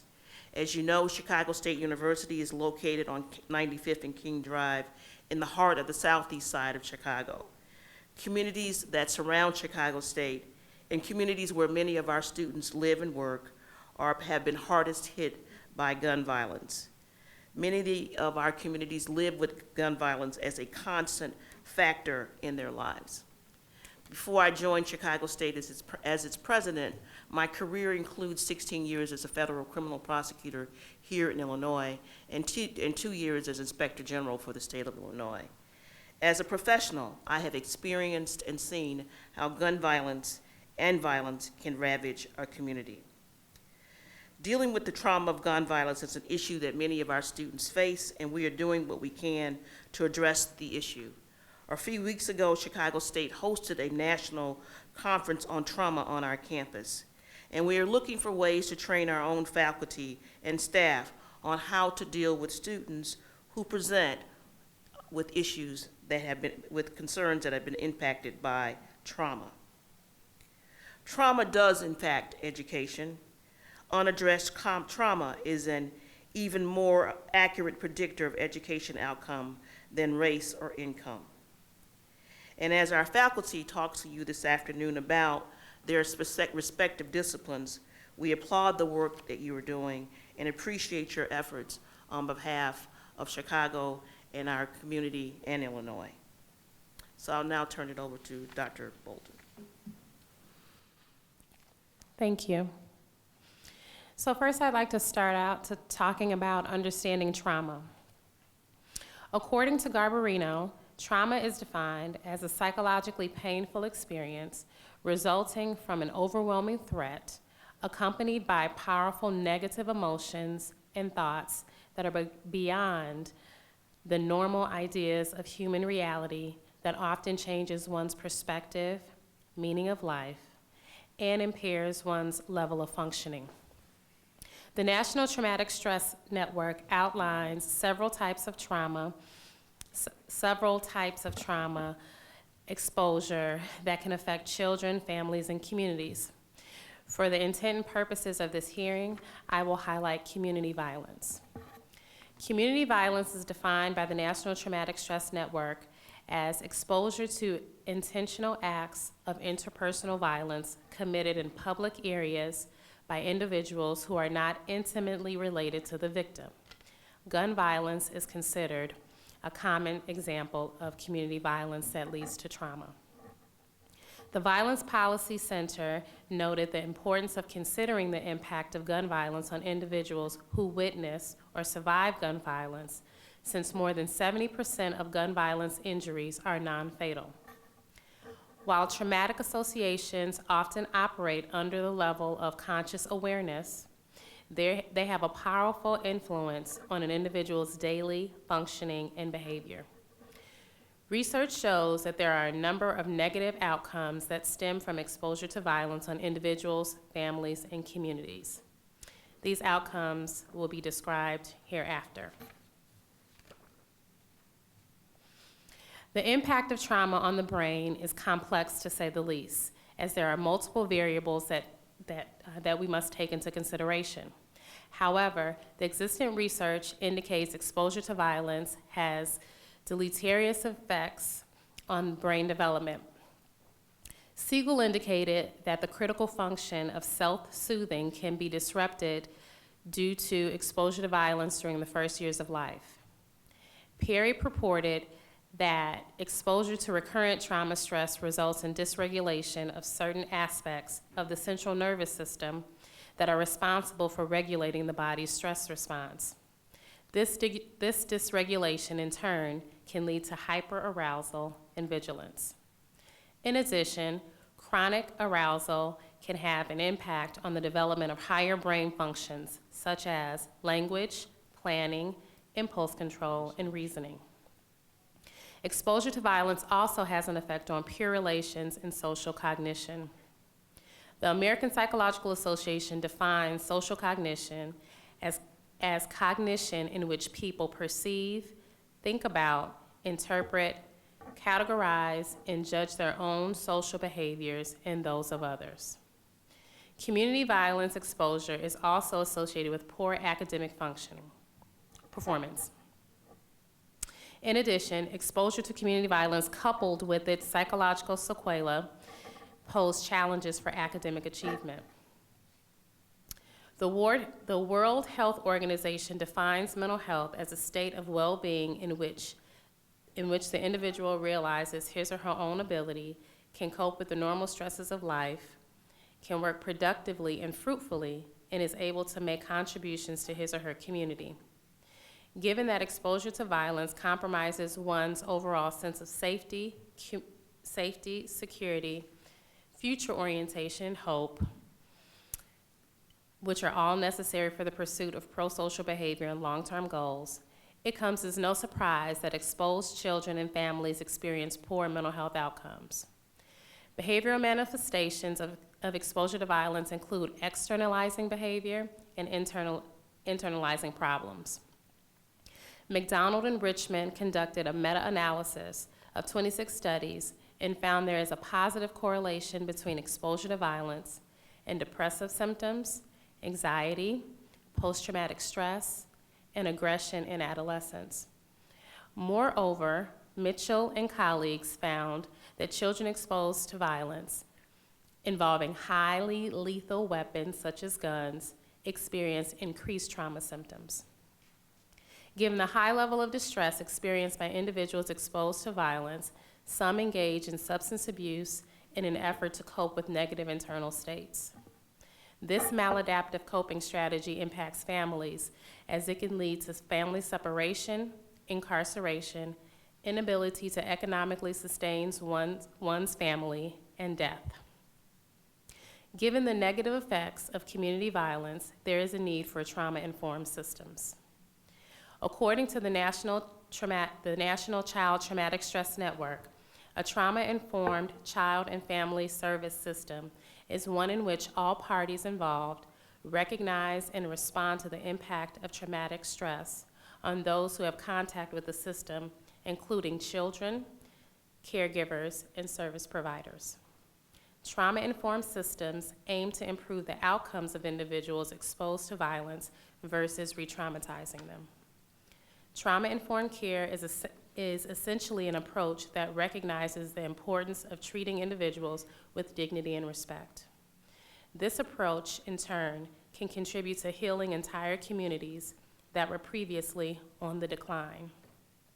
Fortunately, the National Child Traumatic Stress Network has published a guide specifically for policymakers to assist in this effort, given that untreated trauma affects everyone. When violence becomes the norm in communities, the resulting environment long has been compared to a war zone. Children growing up in a toxic environment experience an accumulation of risks that negatively impact resiliency and the ability to maintain hope. This hopelessness feeds the perpetual cycle of violence. Our communities need an increase in mental health services to address the impact of violence, trauma-informed care for children and families, but they also need an infusion of resources that build an opportunity for children and youth most impacted. Without hope, the cycle is doomed to repeat itself. Thank you. Everyone, good afternoon. During the end of the last panel, the Honorable Congressperson asked the question, how do we stop the cycle of violence? And Dr. Bolden also ends her presentation here with how to stop the violence. I want to speak directly to that question as we are teetering on two main ideas.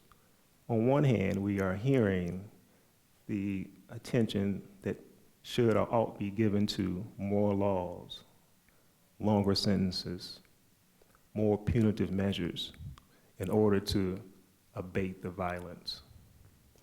But then on the other side, we are arguing that no, treat the trauma. In order to abate the violence, in order to reduce the gun violence and the deteriorated community, treat the trauma. So for more than 150 years, Chicago State University has been actively engaged in the important educational work and research that make the community better. Many university scholars and alumni are the responsible criminal justice professionals in the police system, court system, correctional system, and the political system. Many university scholars and alumni are the responsible counselors and psychologists in the healthcare system. The first stanza in the school song explains the sense of responsibility carried by university scholars and alumni, helping each other to make it through. Here we are at a transformational point in history. There is a national epidemic of violence. There is a local epidemic of violence. The great American city and the land of Lincoln itself struggle to respond. Chicago State University is still here, and university scholars and alumni are still working diligently to help us make it through. Our education work and research work tell us that there are several violence-related concerns in the community, including but not limited to addiction as a coping mechanism, avoidance behaviors, and post-traumatic stress disorder-like symptoms. Drug addiction as a coping mechanism describes people who use addiction to deal with traumatic events. Students in very violent environments sometimes use addiction as a coping mechanism, and they are less likely to succeed in the classroom. Avoidance behaviors are the walls, real walls and psychological walls, that people use to protect themselves from harm. Students in very violent environments exhibit avoidance behaviors, and they are less likely to attend school. Students with low attendance rates are less likely to succeed in the classroom. People who have experienced or witnessed the most traumatic events may suffer the intense negative thoughts and emotions connected to post-traumatic stress disorder. The epidemic of violence in Chicago is an ongoing traumatic event. Students suffering from post-traumatic stress disorder-like symptoms are less likely to succeed in the classroom. So the direct victims of violence may grieve, but as we heard before, for each victim, there may be 167 people after effects. There are transfer marks or psychological marks that may pass to other people. The grieving amongst friends, families, and communities is oftentimes overlooked. Grieving is an emotional process that may involve very intense feelings of sadness and isolation. Untreated grief makes it difficult for people in the classroom, difficult for families to succeed, difficult, we argue, for communities to succeed. Failure to treat the grief, failure to attend to the unhealthy mental conditions exacerbates the problem of violence. Treat the violence, or rather, treat the trauma, treat the grief to reduce the violence. To help the community make it through, to help students succeed, to help families succeed, to help neighborhoods all across the state to succeed, we advocate for greater investments that facilitate healing and recovery from violence. Action steps include establishing violence recovery campaigns that raise awareness and explain the problem. It's not always about more laws and more statutes and more punishment. Treat the grief. Investing in hospitals and mental health facilities inside of very violent communities. supporting violence recovery services and violence recovery professionals in schools. Another action step, supporting violence recovery networks in colleges and universities, and creating violence recovery protocols for businesses.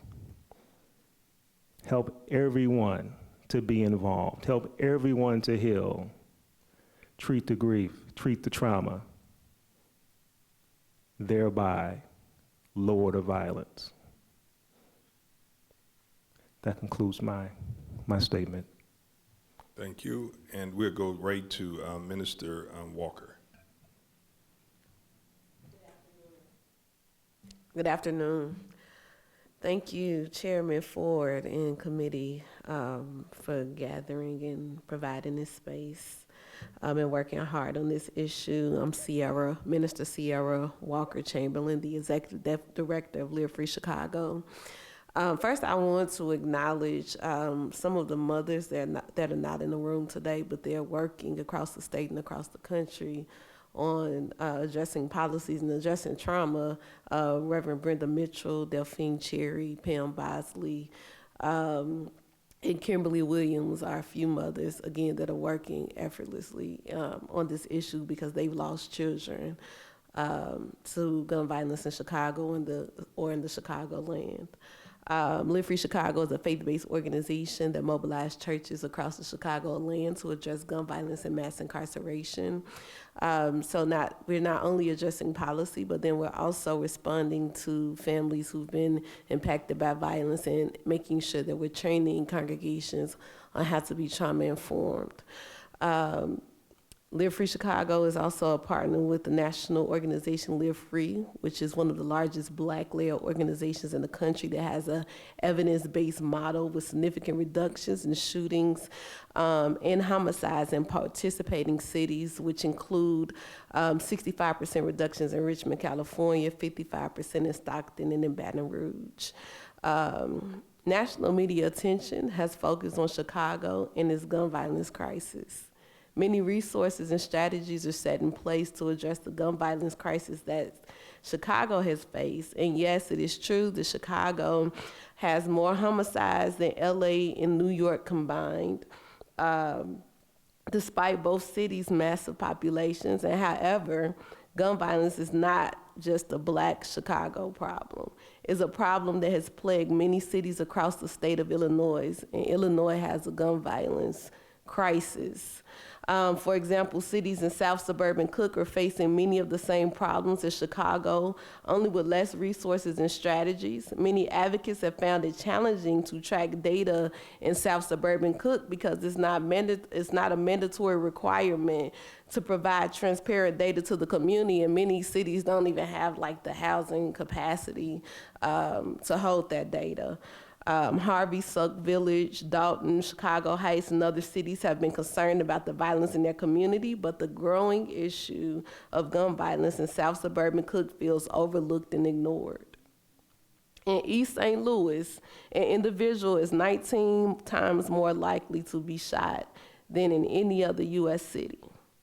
In 2018, Peoria was one homicide away from a record-breaking year. Peoria's murder rate of about 22 to 23 slayings for every 100,000 people was 4 to 5 times the national average. And according to an ICEJA report, 78% of the individuals arrested for firearms and homicides were African American, despite only making up 20% of the city's population. Gun violence is a symptom of racism, poverty, and neglect. Black and brown communities are disproportionately targeted by this disease, and morally we have a right as a state to provide targeted relief to communities traumatized and mostly impacted by gun violence. I've had the opportunity to meet with people from across the country, and what I've realized is that the story of a person directly impacted or involved in Chicago's violence is most likely the story of someone in Baltimore or New York. These are often stories of young men and women of color, predominantly Black, who did not have a natural support system, who did not have a healthy and cultivating environment, probably a victim of violence, exposed to traumatic experiences at a young age, and were victims of the school to prison pipeline. And just to throw in a note, if we are able to predict the prison beds at third grade, there should be some way that we can intervene at a third grade level. These are individuals who we have felt as a community, because many of the individuals who may perpetuate the violence were born into a failed system that could have easily identified and addressed the need. Instead, those systems chose to criminalize them from their youth. And we've all heard the saying that hurt people hurt people. And gun violence impacts all of us, while mass numbers of shootings are located in urban communities of color. Gun violence impacts us all. It's not only the leading cause of death in the children in Illinois, but we've seen mass shootings across the state in this year alone, and we can't ignore the societal cost of gun violence. Again, gun violence is not just a Chicago problem, but it is a state public health crisis that must be addressed using a public health approach. According to research presented by Dr. Yen Ludwig of the Chicago Crime Lab, over the past 50 years, all of the public health epidemics and leading causes of death have drastically declined. Problems such as polio and car deaths are no longer a major public health concern now that we have vaccines and airbags, while two remain, cancer and gun violence. Research across the country has supported that gun violence is not a law enforcement issue, but a public health issue. Therefore, as a state, we must acknowledge that we cannot police our way out of this crisis, but provide a statewide comprehensive strategy that will ensure that there is a community-based, evidence-informed programming and policy to eradicate this issue. Now, there's a number of ways that we can address this, including, I know the major piece is trauma. But again, we have to make sure that we have those strategies and funding sources in place. So the first thing that I would recommend is that the state of Illinois make a declaration that as a state, that gun violence is a public health emergency, and as a state, we will use a public health approach using data, targeted resources, community-based solutions, and policy to attack this problem. The next thing that I would suggest at Live Free Chicago is leading a city campaign to create the Office of Gun Violence Prevention that would help to create a comprehensive plan that will include trauma service and wraparound services to individuals that need it most. But this model should be taken across the country to help, across the state, to assist cities who are dealing with high numbers, high percentages of homicides. Also, community-based solutions. Oftentimes, we may not necessarily be able to get folks to a clinician, but we have outreach workers in areas such as Austin. Groups such as the Institute of Nonviolence have seen reductions in Austin, 42% of reductions in homicides, and 57% reduction in shootings from 2016 to 2019. So these are individuals that are able to connect and help and support grieving families, and also people who need a little extra love. Again, investing into mental health and trauma services, providing those resources. We also need job and entrepreneurial opportunities, and again, offer a host of wraparound services to the communities most impacted. We also have to pass policies. We heard about the bio bill, SB 1966, earlier, but I also just want to state again that there are 34,000 guns on the streets that should not be there. And this bill helps to reinforce the removal of those guns, to remove the guns from people who should not have them. Also, the fees, the additional fees left over from the enforcement will be invested into trauma services for schools and into other mental health programs. We also have to address the gun trafficking. We have to hold manufacturers and sellers accountable. And again, there has to be target funding, so communities most impacted by gun violence, meaning their actual organizations are in those communities, must receive the funding. Again, gun violence is a symptom of racism and poverty and neglect. We have the power to save lives and heal our communities. I hope those of you in this room take these recommendations and take action, because together we can create safer and more just communities. Thank you. Thank you. I think you had the president's attention, and she even took notes to president. Thank you very much, Minister Walker. I know that you have to leave also. So any questions for any of the people that made testimony? If not, thank you very much, and I look forward to working with you all. And we want to add, make sure that we add Representative Bennett. You had a question? I'm sorry, one moment. We have a question from Representative Stava Murray. Thank you. Thank you so much for being here. So one point that I just wanted to thank each of you for was pointing out the importance of treating the trauma as opposed to slapping on longer sentences. So can you speak to a little bit about the data that we've seen and how the increased criminalization isn't necessarily an effective strategy when it comes to dealing with gun violence?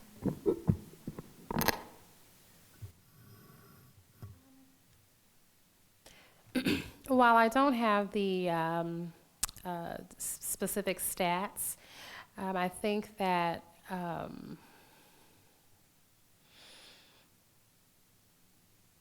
I think that the fact that community violence and gun violence is continuing to occur at the rate in which it is occurring, that that speaks to the fact that criminalizing individuals and locking people up and throwing away the key is not a solution. The best solution, I should say. And then furthermore, that the evidence is telling us that the strategies that we have been using thus far have not been effective. So we have been incarcerating people inside of the city and state and nationwide inside of incredible numbers, incredible rates. Nonetheless, the violence remains. The one honorable committee person mentioned earlier that inside of the city and state, we have had traditionally some of the most strictest gun laws inside of the country. Nonetheless, the violence remains. And part of it too is what we choose to measure. So when we look at the data that comes out of the University of Chicago Crime Lab, one thing that the crime lab points to in regards to the crime drop of last year. So last year inside of the city, there was a crime drop of about 20%, but, or rather a gun violence crime drop, homicides dropped by about 20%. And many criminologists will talk about how the city has begun to implement new information technology-based strategies, including SDSCs, Strategic Decision Support Centers, that are installed inside of districts and areas across the city. But however, Dr. Bolden, some other critical criminologists would argue that one of the most effective things that happened inside the city was the opening of the University of Chicago Trauma Hospital on the south side of Chicago, right? And this is strongly associated or connected to the drops in violence. And even if we go back further in history, so it's a matter of what we choose to measure, but during years inside of the 90s, we enjoyed steady national decreases in crime rates across the country. And many criminologists will point to the money that was invested nationally into hiring more police officers. But also during that same period of time, there were great and significant investments inside of national healthcare systems. So I think that part of what we have to do is to shift the way that we are thinking and what we are looking to measure and what our metrics are. So instead of more statutes, more punitive measures, right, more discussions about the Second Amendment, maybe we need to have more discussions and more investments inside of mental health, treating the trauma, and thereby reducing the violence. Thank you for your question. Anything else, Madam President? We have nothing else. Thank you so much for your partnership with the community on violence and making sure that we connect people to a high quality higher education. And on that note, we would also add that the rate at which we are looking at African Americans going to college has dropped 26%, in the last 4 years in Illinois. And that gap, many of the students who have chosen not to attend college are pointing to a lack of support financially in order that would allow them to both attend and continue in college. So as we go into a new legislative session, we ask that you take a look at how we fund and support our scholars. Thank you. And I think, Minister Walker, you had a closing? Yes, I just wanted to reiterate that what we've seen in other cities, like LA had 1,308 murders at one point, and they implemented the GRID system, which is similar to the Office of Gun Violence Prevention in Chicago. I don't know the exact numbers for New York, but they had really high numbers, and they implemented the New York Office of Gun Violence Prevention, which provided, again, these same type of wraparound services. So if we have to look at gun violence as a public health approach, because we've seen that policing approaches, law enforcement approaches do not work. When using public health strategies, they worked in every other place. Thank you. And we're going to call the final panel up, and that would be the, we are going to have Dearborn Realtus President. We're going to have Bobby E. Wright, Comprehensive Behavioral Health Center. We're going to have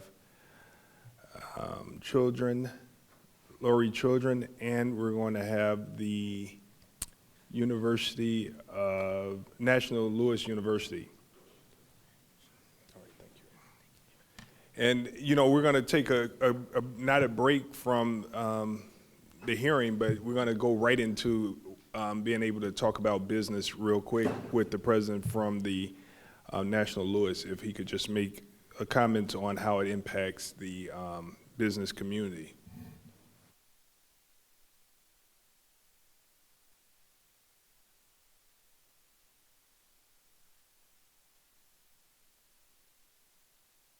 Okay, you may start. Yes. Okay, we're good. On behalf of the Dearborn Realtors Board, my name is Courtney Jones. I'm the current board president. I'm also a national board member of the National Association of Real Estate Brokers, which is the African American Real Estate Trade Association for the country. We want to thank the task force, thank Chairman for digging so deep and taking on such a daunting task as gun violence is for the state of Illinois. And really, and just kind of diving right in, I'm a little pressed for time, but we want to really share, if we can, some background. So in 1968, the Fair Housing Act was passed to kind of open up the housing opportunities across this country. Well, with restrictive covenants just coming out of as a battle here in Illinois, here in Chicago, where black families were kind of boxed in, if you will, between Wentworth, Cottage Grove, 63rd, and Cermak. You now expand that to the entire city, but then you start looking at how gun violence impacts how people perceive neighborhoods. So there's a couple of points that I'm going to touch on. First is going to be the wealth depreciation that we see going on, wealth depreciation. So the cornerstone of wealth building in most families across the country is housing. That first home, folks go to college, they get their job, and they look at start building a house, they buy that house, they start a family. Well, what we've seen, especially here in Illinois and in Chicago, is that reverse, where that home that a person bought has now almost, in some instances, become a liability. Because now as the home value starts to decrease, that doesn't decrease your mortgage. So now that mortgage now becomes a daunting barrier for families, where from Dalton all the way through to the west side of Chicago, you start seeing whole neighborhoods become abandoned. Because now what happens is, as folks have payments that don't show wealth creation, it almost turns into flushing money down the drain. So as all of these different factors of gun violence happening around you, folks don't want to live in certain places anymore. So now you move foreclosure. So now with foreclosure, as we've seen with the Trouble Building Initiative even being needed in the city of Chicago, That brings forth things like deed in lieu, folks are just giving properties away, forfeiture. So now you end up with pockets of neighborhoods that just have red X's, demolition, abandonment. These are real issues, economic issues that are facing Chicagoans and Illinois families across the state. Second, I want to talk to housing inventory. The inventory that we see, so a person would say, how could homes in a desolate area, in an abandoned impact area, start having a rising price? Well, because the housing stock that we need to have available that would help with affordable housing has water, taxes, mechanic liens, because these homes have sat because of the depreciation in value and folks have left them. So now we end up, because of the impact of things like gun violence in these neighborhoods, we end up creating and fostering an environment where only investors have a safe haven, because those are the ones that have access to capital and they have heavy cash positions. So now the family who would want to purchase, rehab, and revitalize the neighborhood, they don't have all of the wherewithal because the banks don't lend, right? Let's make sure we're clear. The banks aren't lending on these heavy encumbered properties. So it creates this environment where we have a scarcity of housing inventory even though we have all this shadow inventory. But as we were able to address things where folks start looking at these communities as being more desirable and wanting to live there, wow, now we go from an investor marketplace to now a buyer's marketplace, where things are more affordable and more families could participate. And as we know, then that brings forth the small business, that brings forth the schooling, because now the neighborhoods are generating the proper property tax dollars that the schools and the healthcare services really need to be robust in those communities. Then lastly, what I want to speak to is gentrification and displacement. This is a big talking point in the city of Chicago, especially in the state of Illinois.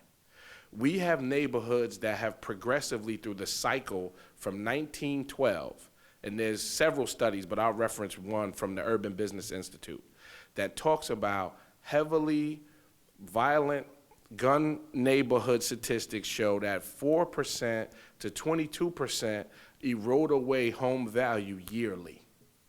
So it almost becomes a situation where how fast can you get out?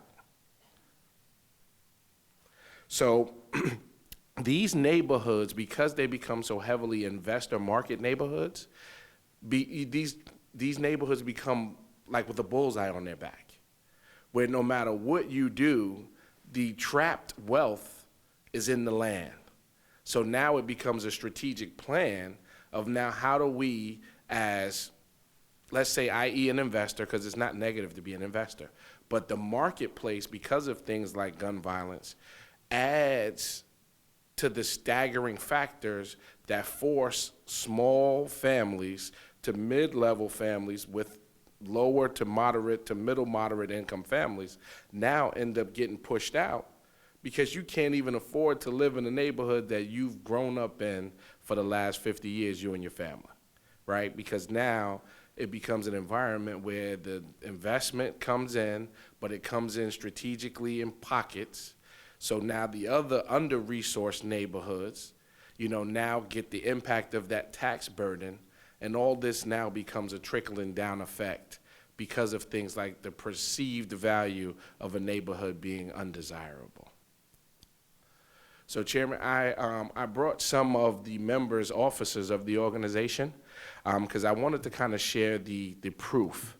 But as we heard earlier in some testimony, which was very impactful to us on the family side of it, the trauma side of it, first I'm gonna go to our secretary, Foster Smith, who was actually in the field working with families, consulting with families, so she can share some of the feedback that she receives when a family from the neighborhood gets a pre-approval and instantly what they wanna do when they get that pre-approval. Foster Smith.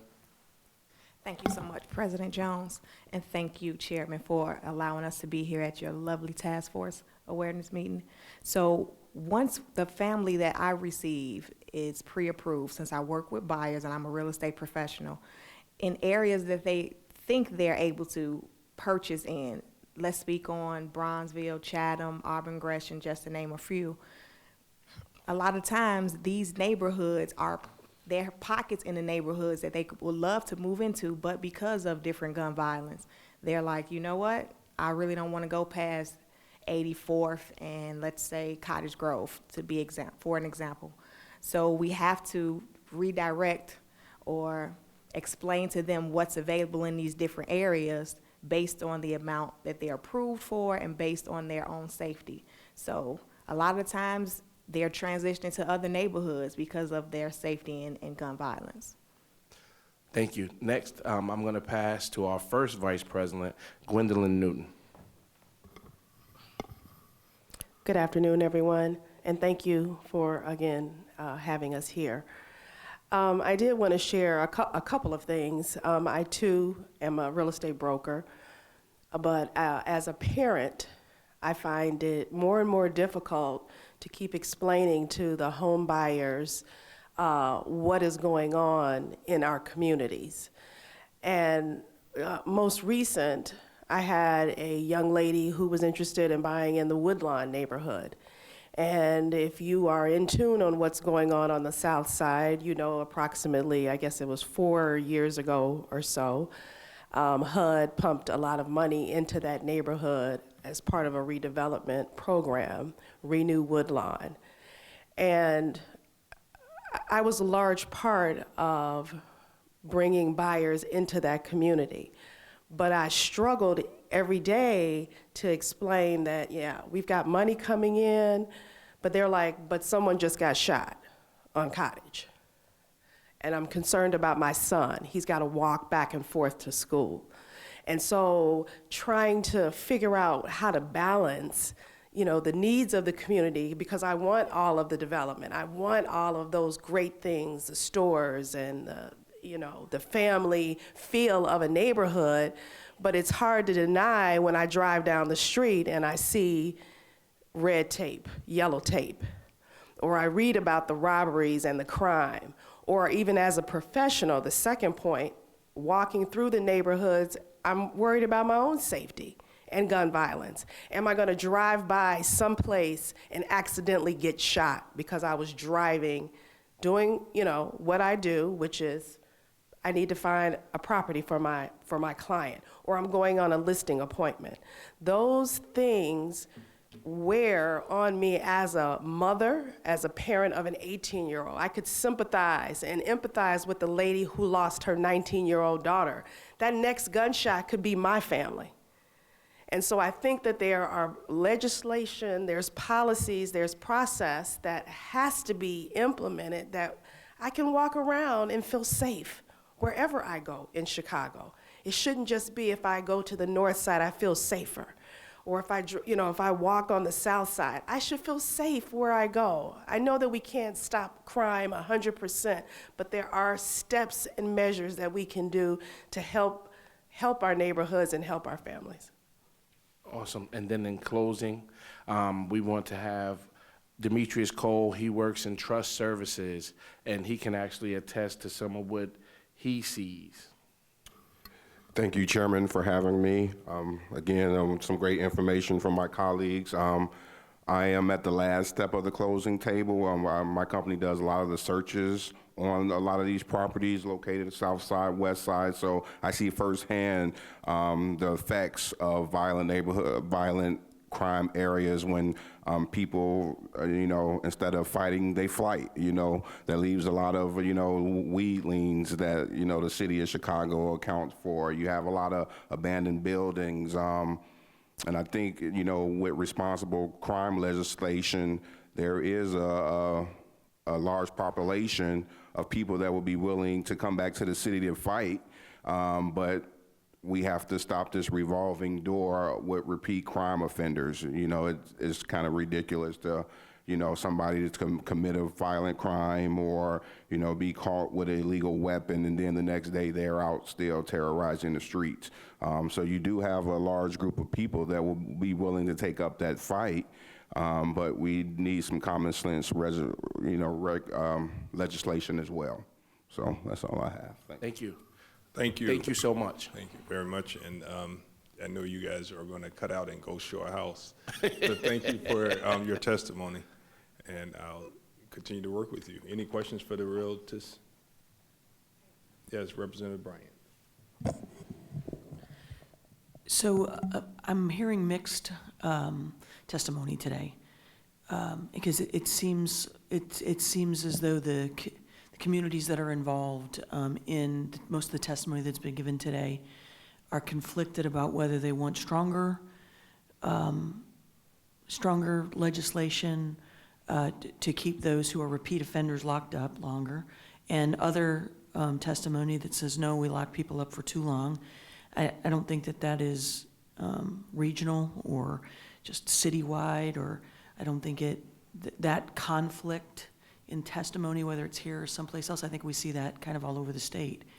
But ma'am, I'm sorry, I don't remember your name. Second, yes, ma'am. Ms. Newton, you said that measures, we could take steps, we could take measures, such as, what do you, there's no right or wrong answer here. I'm just curious to where does your mindset go? And I have a pretty diverse background. I mean, I've lived rural. I live rural now, but I've lived in Broward County, Florida. I've lived in East St. Louis till I was 5. So I've kind of been a part of that group that fled, went over to the next neighborhood in the Metro East. I've had a lot of gun violence in my family, so kind of seen a lot of different aspects of this. You know my question. Where are you going with this? Well, I think that from an organizational standpoint, I think that there is a lack of education that occurs within the communities. And there is a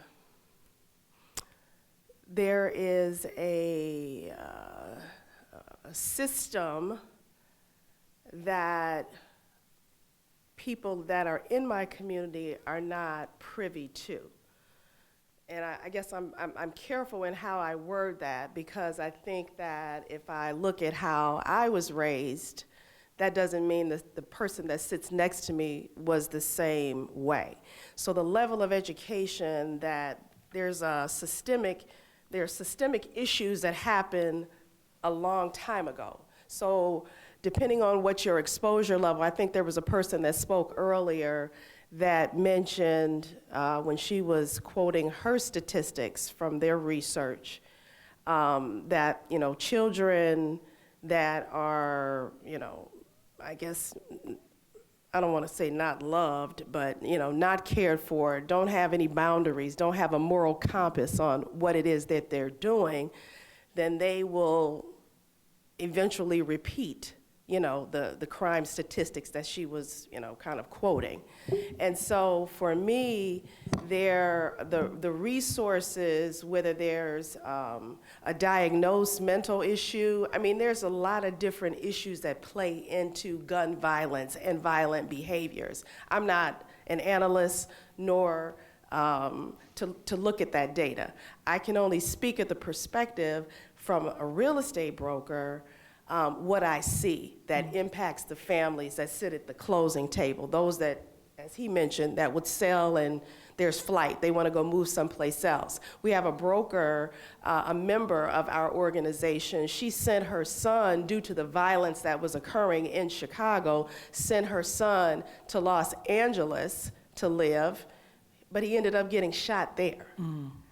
And so, no, it's not something that just occurs, within Chicago, within Illinois. I know crime is everywhere, but I think that there's always there's either laws on the books that are not enforced, or there are laws on the books that are enforced a certain way, and then there's laws on the books that were enacted several years ago which don't apply to how we live today. And so I think that there's a wide range of things that need to be reevaluated.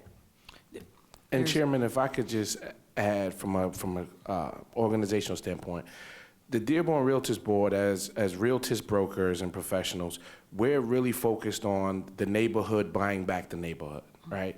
So we have strategies around a community day is the program, where we have outreaches across the state now, where we actually come with all of the aspects of what a family would need to be educated, down payment assistance, and so forth to own. One of our biggest challenges is helping someone from the neighborhood get over the threshold of home ownership and they want to move, right? Because if we move, that doesn't necessarily achieve owning back the neighborhood. So what we've been think tanking out with this task force meeting, one of the things I would press upon the task force is what I've heard today selfishly as Courtney Quinton Jones, and not president as a father, would be the offenders and the afflictors of this, those who receive it and those that do it. But there appears to be a little bit of a bigger problem when we talk about handguns and legal and handguns. To me, it's the access to the guns. So I'm a legal gun owner, and I promote the right to bear arms. But I would also tell anyone that the access to being able to buy an illegal handgun is big. And what can we do around how guns get transported through the state of Illinois, around the state of Illinois, and things of that nature? What does the record keeping look like when guns are being sold?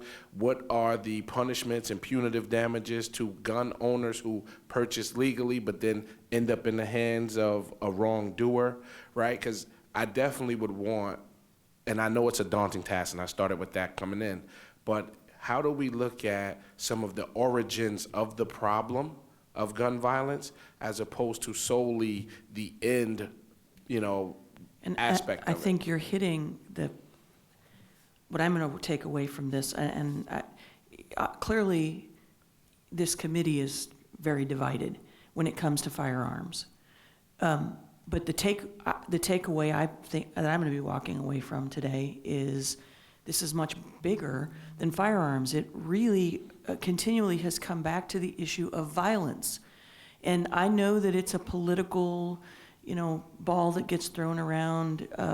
What difference does it make which method you use? But it's not really that political. It is a matter of if someone does not value life, if someone does not value property, if someone does not value another human being, then whatever they get their hands on, they're going to affect violence in some way, shape, or form. Now, a firearm can do it a little bit faster and from a farther distance. I get that. But I like the conversation today in that we have a real issue with violence and how do we address that theme. So I'll be 100% on board with trying to figure out how do we fund mental health, how do we make sure that illegal firearms are not in the hands of individuals, and how do we address revitalizing. I have Carbondale, much smaller. It's a microcosm maybe of Chicago. It's an anomaly within my district because it's just all of their issues are very different than the whole rest of the district. But we have a portion of Carbondale that has this, where we have the same problem because they have a reputation for being violent. So the only thing that anyone hears around the state is don't send your kid to SIU Carbondale because Carbondale is a violent town. Well, it isn't. It's a small part of town, and we are trying to address that issue as well. It's just a smaller version, but much less law enforcement, much less human services. So what excites us is what the data shows. More low to low moderate communities across this country, and I think Illinois can take feedback and some positive policies that are working elsewhere. Where home ownership is higher, these issues are lower. So we know for a fact that this is working in other places, and it's not just, as we heard, 50% that are impacted of color. In other black metropolises where home ownership is higher, gun violence is lower. So That's the mantra of Habitat for Humanity, yes, right? yes, Let it's a someone own fact. their So own home. thank you, Chairman. Thank you, Task Force. And we look forward to working together. Yes, Leader Davis. So, how do you, and I know this is a question I'm sure you ask yourself, but how do you keep people in your neighborhoods? I mean, in these neighborhoods that we're talking about, when, you know, if their access to a job or their access to the financing or whatever it may be, they could go and buy something somewhere else. Great question. I mean, that's... Well, part of the community day strategy that we employ is actually sharing success stories of how other communities have been transformed and revitalized, and we show what those communities used to look like. So if we all took pride in staying, we transform and are a part of transforming. So we've seen it in other parts of the country, and we're actually working through that now. So a lot of the folks who rent in these neighborhoods, and that plays a part in this, right? When I shared about the investor marketplace, a lot of these neighborhoods become a safe haven for how much wealth can I strip out of these communities and take elsewhere. But as we share the social economic piece around, you already rent here. What would be amazing about now you owning here?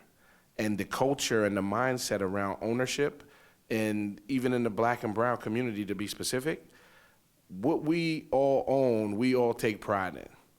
I'm gonna leave it at that. What we own, we take pride in. So it's definitely doable. Representative Stava Murray. So what would you say in terms of, so the investor-owned communities, can you just explain that a little bit more in terms of how that drains the wealth out and makes it harder for people to buy homes? Because I know that that's true. I just want to hear a little bit more expansiveness on exactly what mechanisms are in place that's making it so easy for investors to make such a profit while they're continually costing public health and families and a people cost. Great question. A couple of factors. I'll give you a couple examples. So I deal heavily personally in commercial. So a lot of what I see is an unwarrantable condo that a family could do like a 203K loan, to be honest, and rehab the unit, and it's very family friendly. But because most lenders don't lend against the unwarrantable condo, now a condo that should be in the hands of a homeowner for $80,000 is now being bought for $12,000 to $14,000, rehabbed, and now sold for $300 and something thousand. So that's the piece. Then when we get into multifamily, for example, we're coaching at the Dearborn Realtors Board that anything in that 1 to 4 unit space is definitely a small business opportunity for a family. So you owning 1 unit and renting out 3 is an awesome piece. What we've been seeing over the last 5 years in Chicago, to be specific, is when investors that buy, because our markets are so low compared to the rest of the country, now you have New York investors, overseas investors owning in Chicago, and as we know, it's not an effective management strategy.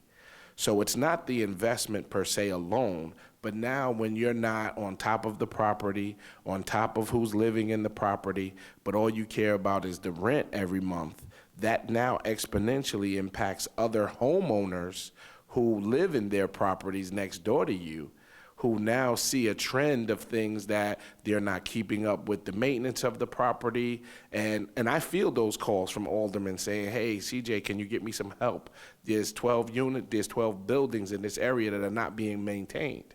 Well, as a homeowner, who wants to have their property negatively impacted by someone who doesn't seem to be interested other than the rent component, right? So these are all just some minute factors.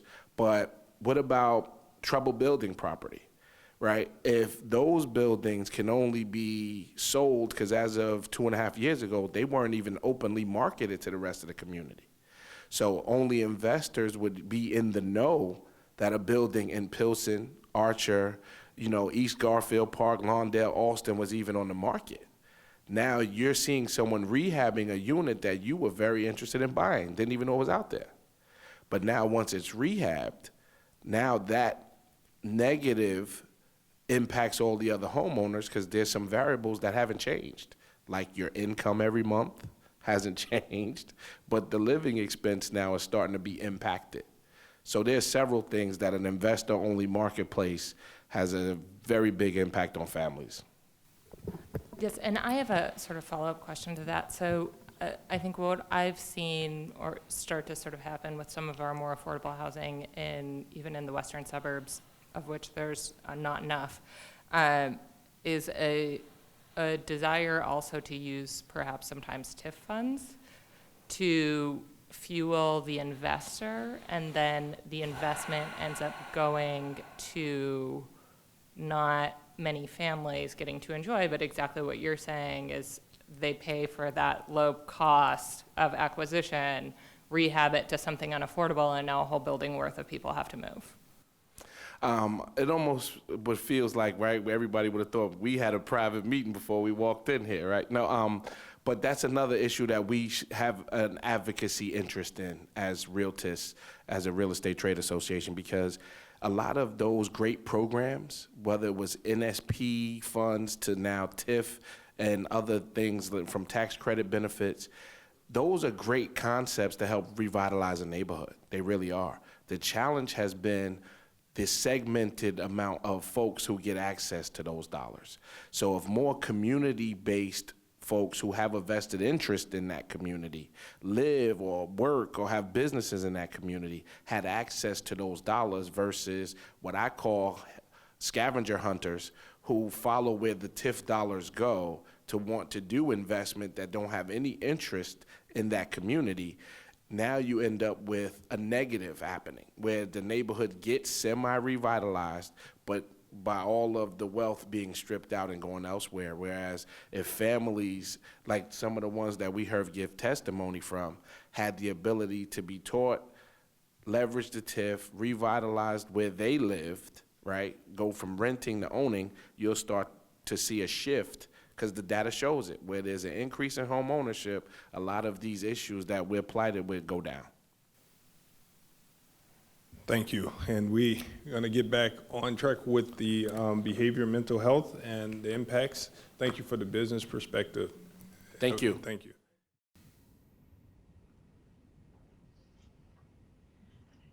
Thank you, Mr. Chairman and members of the task force. My name is Rebecca Levin, and I'm the Executive Director of Strengthening Chicago's Youth, or SCI, a violence prevention collaborative convened by Ann and Robert H. Lurie Children's Hospital of Chicago.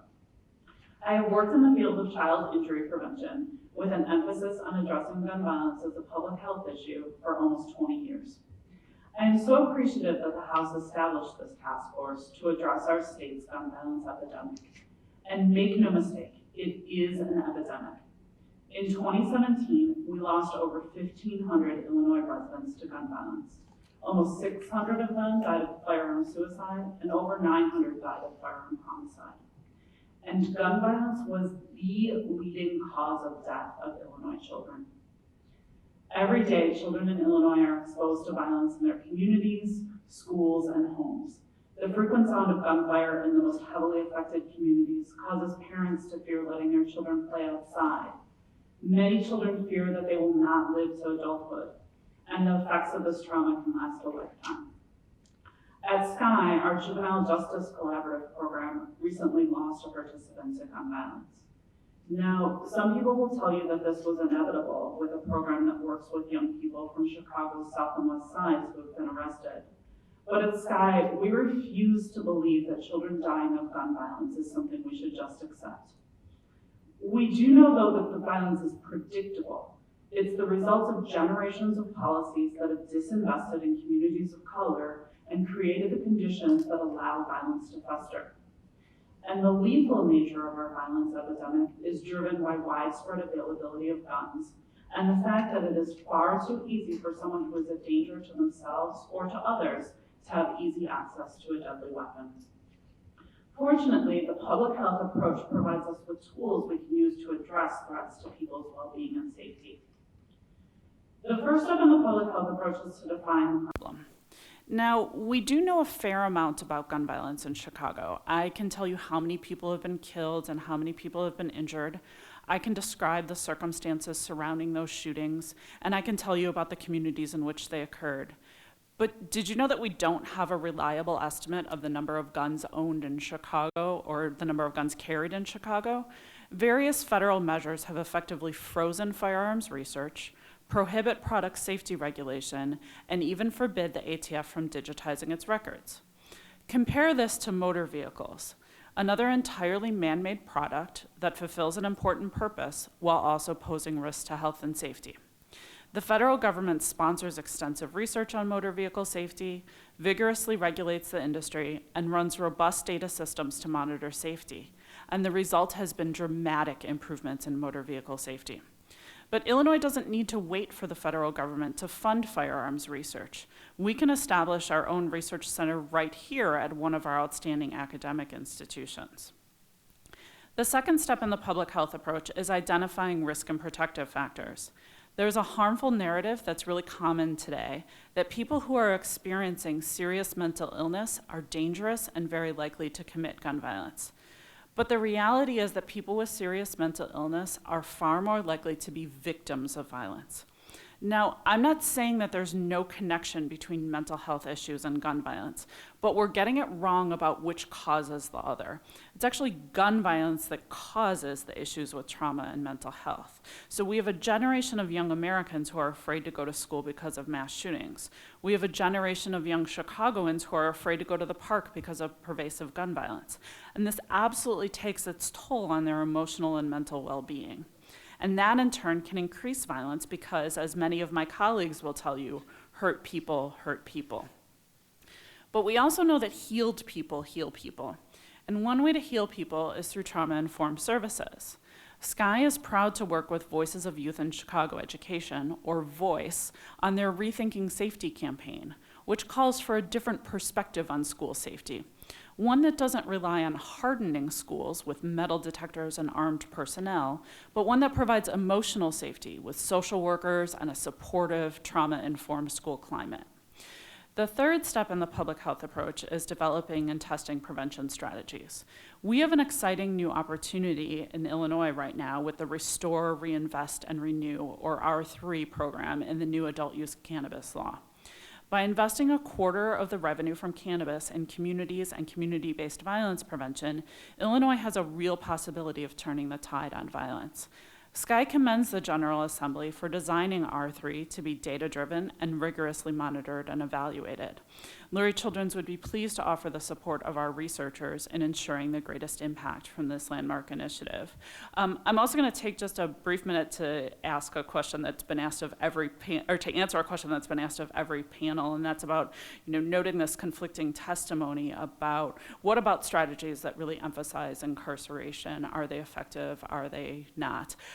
So the research shows us that these strategies aren't effective. So it's really hard to grapple with because it makes intuitive sense, right? It's common sense. It is accurate that while someone is locked up, they can't pose a threat to public safety. That's an absolutely true statement.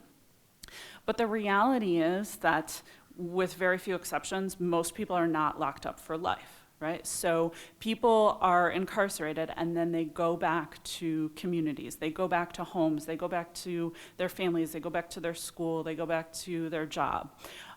If they're able to rebuild those things. While they're incarcerated, they're removed from the supports that help them thrive, that help get them on a better trajectory. They're removed from the comfort of family. They're removed from their children, their parents, their siblings.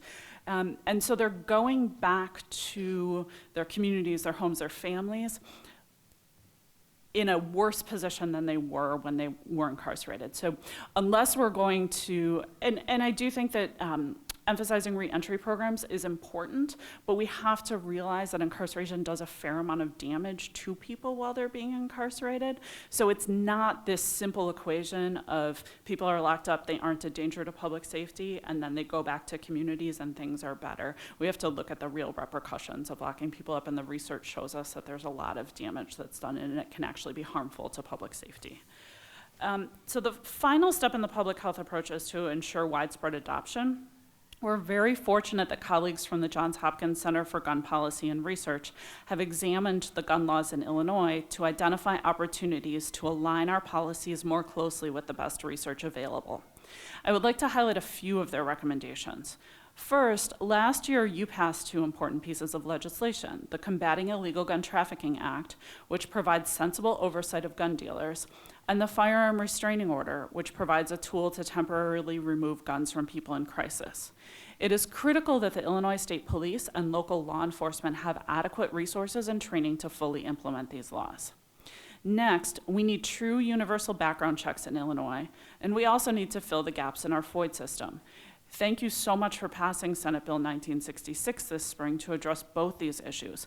Please let your colleagues in the Senate know that your community really needs the life-saving measures in this bill.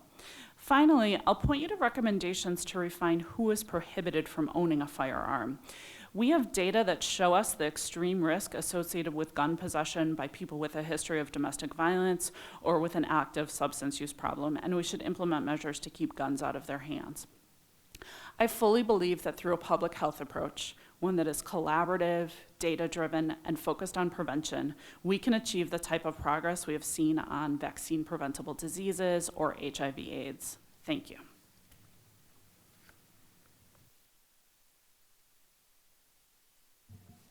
Okay, Dr. Safir. Last. Yes. Hopefully, but not least. No. Good afternoon, good late afternoon. I'm Rashad Safir, and I'm the president and CEO of the Bobby E. Wright Comprehensive Behavioral Health Center. I'm also the co-founder and director of the Westside Community Triage and Wellness Center.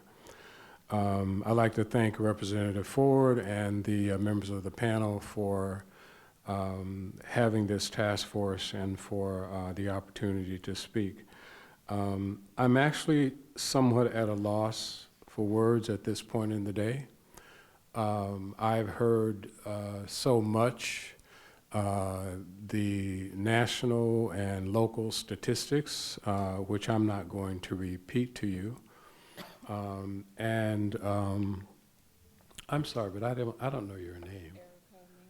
Erica. Erica's testimony really stirred my soul.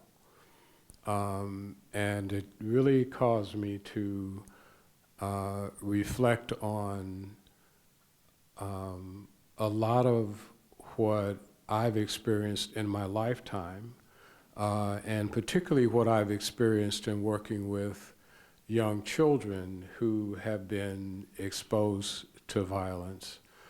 And let me just talk a little bit about myself, not because I'm narcissistic, but because, I mean, it is the place that I come from, and I'm a Vietnam era veteran, and someone who survived 2 tours of duty in Vietnam, and someone who was, who experienced a lot of violence, and as a combat veteran, I've struggled for many years in overcoming my own PTSD, and I haven't shared this a lot in public, but lately initially my experience when I came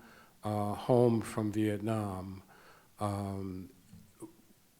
was focused around really trying to understand what it was that was going on with me, that I felt this sense of alienation, estrangement from my peers and my community, the periods when I was experiencing anxiety, for instance, that I could not put a finger on. There were times when I experienced panic attacks that were totally unexplained. They would come from out of the blue. And I was also in a place where there was a certain amount of protection because I came out of the Marine Corps and I went to graduate school at the University of Utah to complete my PhD. And when I was at the University of Utah, I was able to engage in behaviors that were I to have engaged in them in the community, and particularly on the south and west sides of Chicago, I would have been arrested. I may have done some time in jail, if not becoming a victim of gun violence.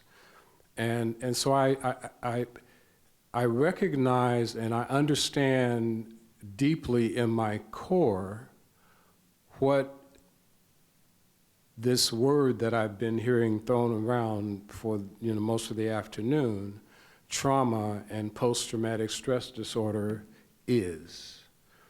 And it has the ability or the impact, if you will, to completely change the course of a person's life because of the impact that it has not only psychologically and emotionally, but physically with regard to how it impacts the brain and the way that brain structures and neurochemicals in the brain work under conditions when people feel threatened.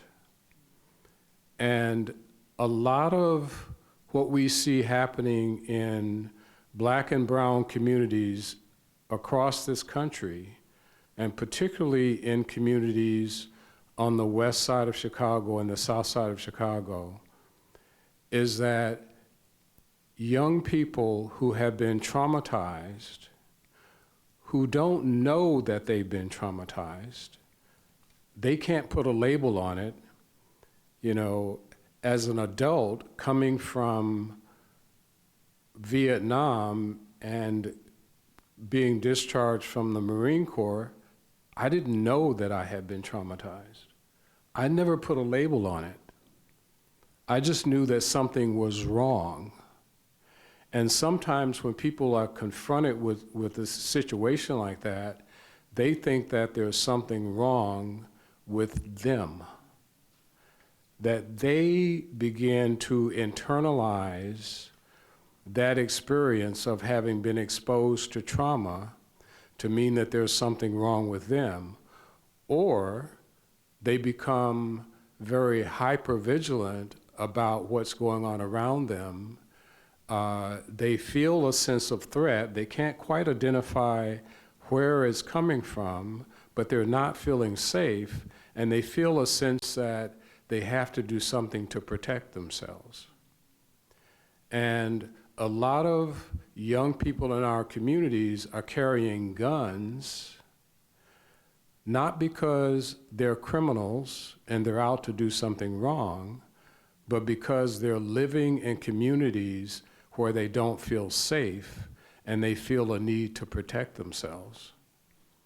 And unfortunately, our society has taught children that guns are a legitimate way of protecting yourself, okay? The Second Amendment guarantees the right to bear arms to protect yourself. And how do we tell the 12-year-old or the 11-year-old that they can't protect themselves when they're feeling threatened? Part of the work that I've done, so I'll move on from that. Part of the work that I've done as a psychologist has been with young children. And most of my work occurred in the communities of Inglewood, which you all will recognize as being one of the places where most of the gun violence in Chicago occurs, Grand Boulevard, West Garfield Park, North Lawndale, and Austin. If you look at the statistics from the Chicago Crime Lab, those communities comprise the majority of the cases of gun violence that occurred in Chicago during this past year. So there are children who are growing up in these communities where the culture communicates to them that guns are an appropriate way for self-protection, and that guns or violence is an appropriate way of resolving conflict. And I'll give you a couple of anecdotes. And when I first had these experiences, it literally blew my mind. I was doing an observation of children in a preschool program in Inglewood, and within this classroom, there were infants up to the age of 2. And I witnessed a 2-year-old mimic shooting another 2-year-old because they felt threatened. This is age 2. If you know anything about developmental psychology and the work of very famous psychologist Jean Piaget, he says that at that age, clearly children are just beginning to learn to use language, but they're also beginning to form what are called cognitive schema. And a cognitive schema is nothing more than a way of categorizing experience. Think of it as a box, that all of the things that look alike, that sound alike, that feel alike, we put into that box, okay? So the first time a child sees a dog, he sees an animal that is furry and it wags its tail, but he doesn't have a cognitive schema for a dog. So he asks a parent, what is that? And the parent says, oh, honey, that's a dog.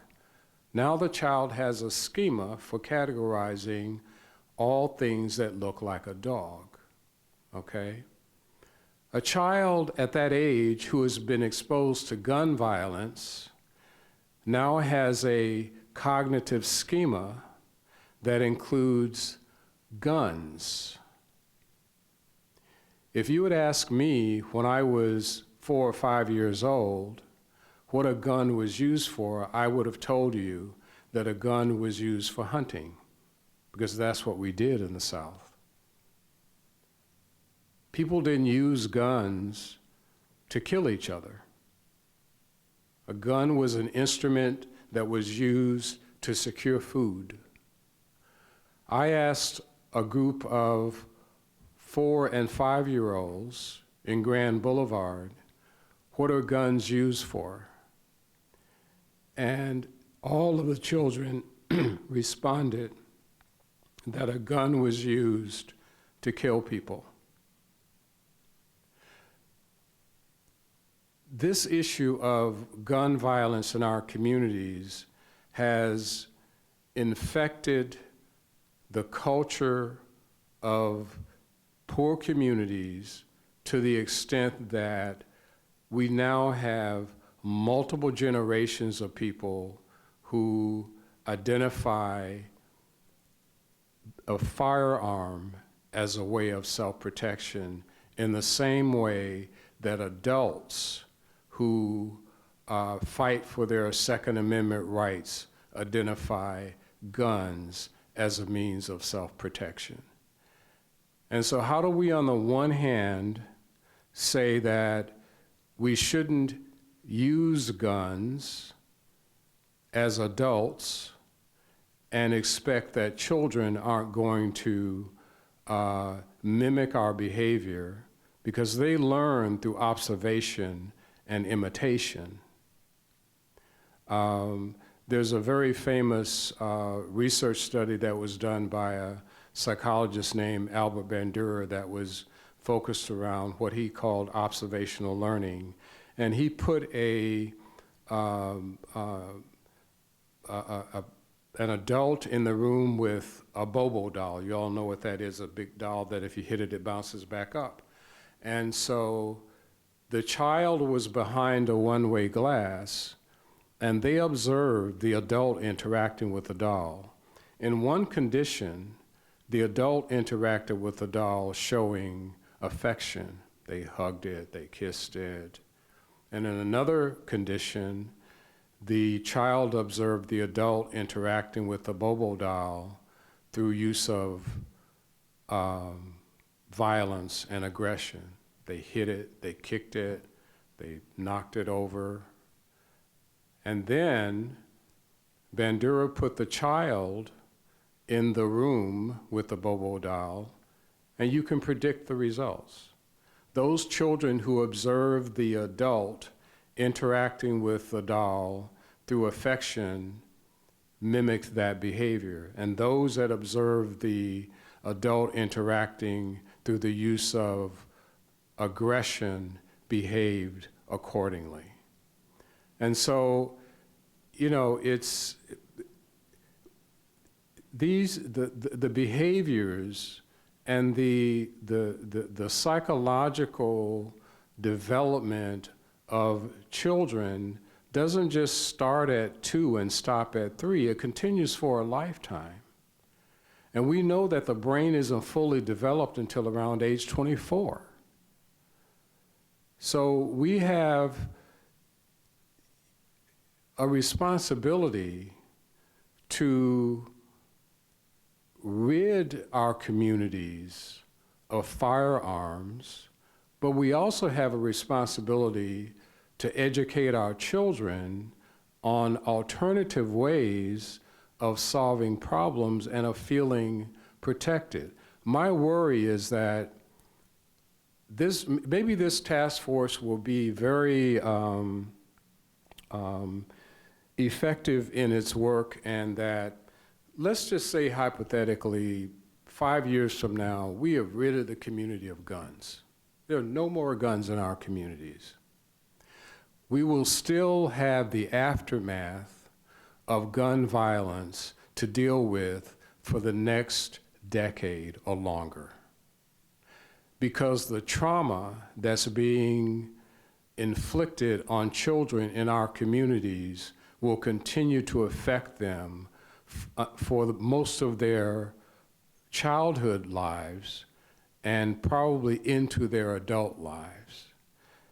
And so we've got to have this balance. We've got to try to rid the community of guns, but we've also have to provide the resources to treat those who have been victimized.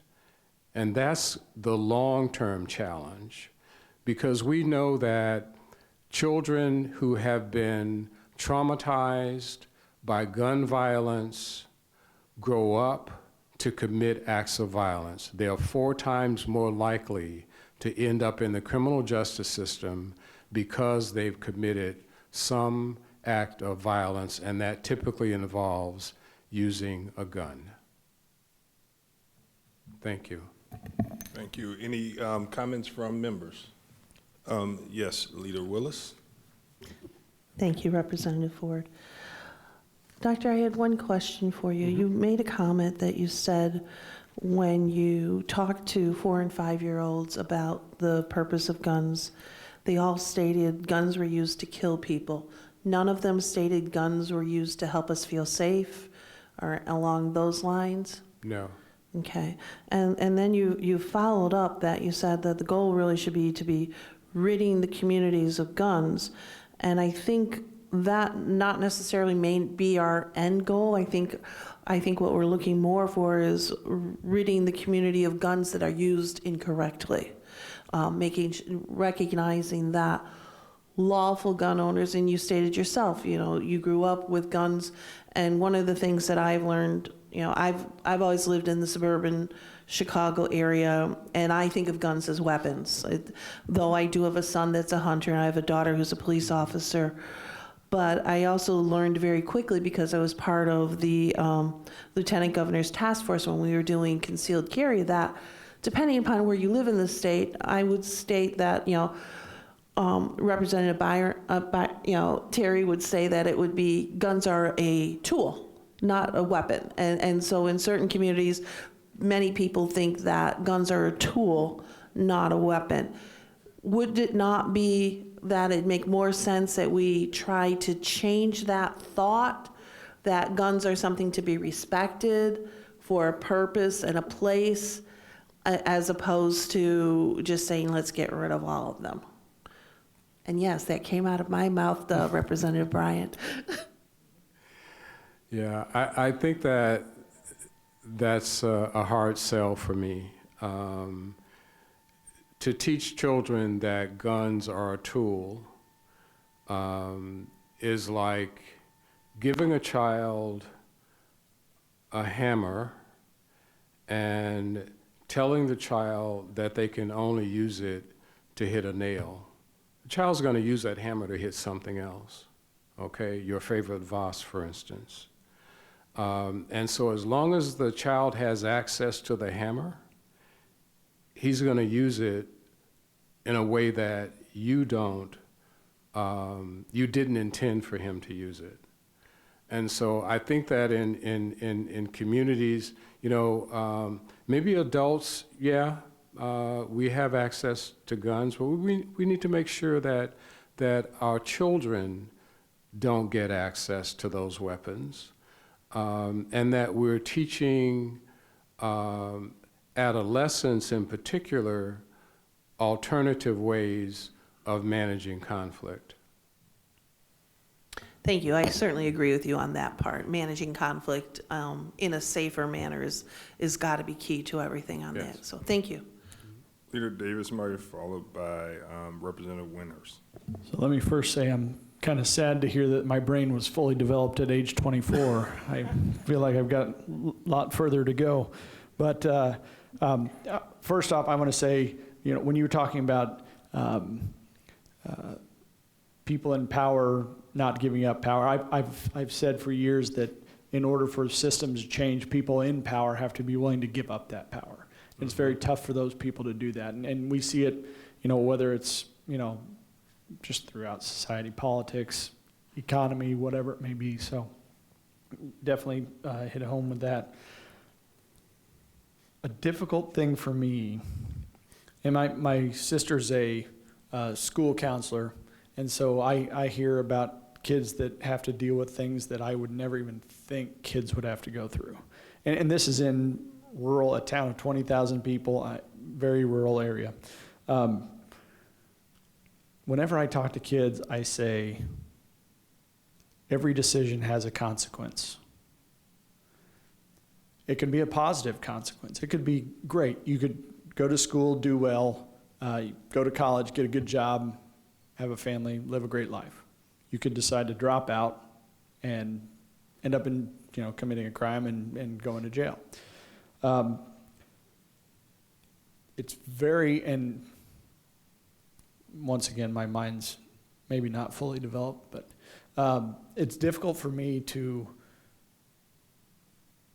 not deal in consequence. So if somebody does something wrong, and I understand that, you know, throwing somebody away and locking somebody away and throwing out the key is not necessarily the direction that we should go, but there has to be some form of consequence. So what other form of consequence would you foresee for something of this sort? I mean, for gun violence specifically. Yeah, so I think what we have to be careful of, you know, you just referenced the idea that the brain isn't fully developed until 24 or 25, right? So if we're imposing consequences that simply can't be developmentally processed by an adolescent, it's not helping with any sort of improvement, right? Adolescents are really, really concrete. They're looking at the here and now. If you're talking to a 15-year-old, like, if you do well in school, you could get a good job in the future. That's not the way their brain works, right? It's if you do well on this test, you know, I'll give you, you know, $15 to go to a movie this weekend, right? Like, it's got to be like real concrete consequences and pathways. And so it's not that there shouldn't be consequences or accountability, but it should be consequences and accountability that work within that adolescent development. It should also be coupled with supports and resources. So I alluded to our Juvenile Justice Collaborative initiative. And so what that is a care coordination model. We've taken healthcare care coordination principles and we're applying them to meet the needs of young people who are on diversion status in Cook County. The idea is that for a lot of young people who've gotten involved in the juvenile justice system, there's a lot of complexity in their lives and their families' lives. Their families can benefit from support services resources, but if I try to tell a young person, you know, here are the 5 things I'm referring you to. I mean, if someone tried to tell me that as a 40-something-year-old adult, that's complicated to deal with, let alone, you know, a 15-year-old who's dealing with all sorts of other things in their life. So we try to make it easy for them, right? This care coordinator helps walk them through getting them connected to different resources. We know there aren't enough resources, so it's also just breaking down some of those barriers, actually making that connection. The young people who are in our program, their recidivism rate after about a year is about half of what other young people on diversion are experiencing. So we do have really solid evidence. It's not just our program, it's other programs as well, that if you can get young people connected to the supports and services, because they are young, it's such a good opportunity to really do a course correction, right? They can get back on a positive trajectory. The other thing we know is that even though young people do better when we give them supports and services, for the overwhelming majority of people who are involved in crime, even violent crime, as young people, it's simply something that people outgrow. There's something called the age crime curve that people will point to, and most people don't continue to be involved in crime. The better thing is to get them connected to supports and services so we can get them on this positive path. But what we don't want is, while we're waiting for them to outgrow it, to do something that's going to further damage them, because that's going to, you know, decrease the likelihood of their ability to outgrow it if we've set them back in their ability to get education, a job, et cetera.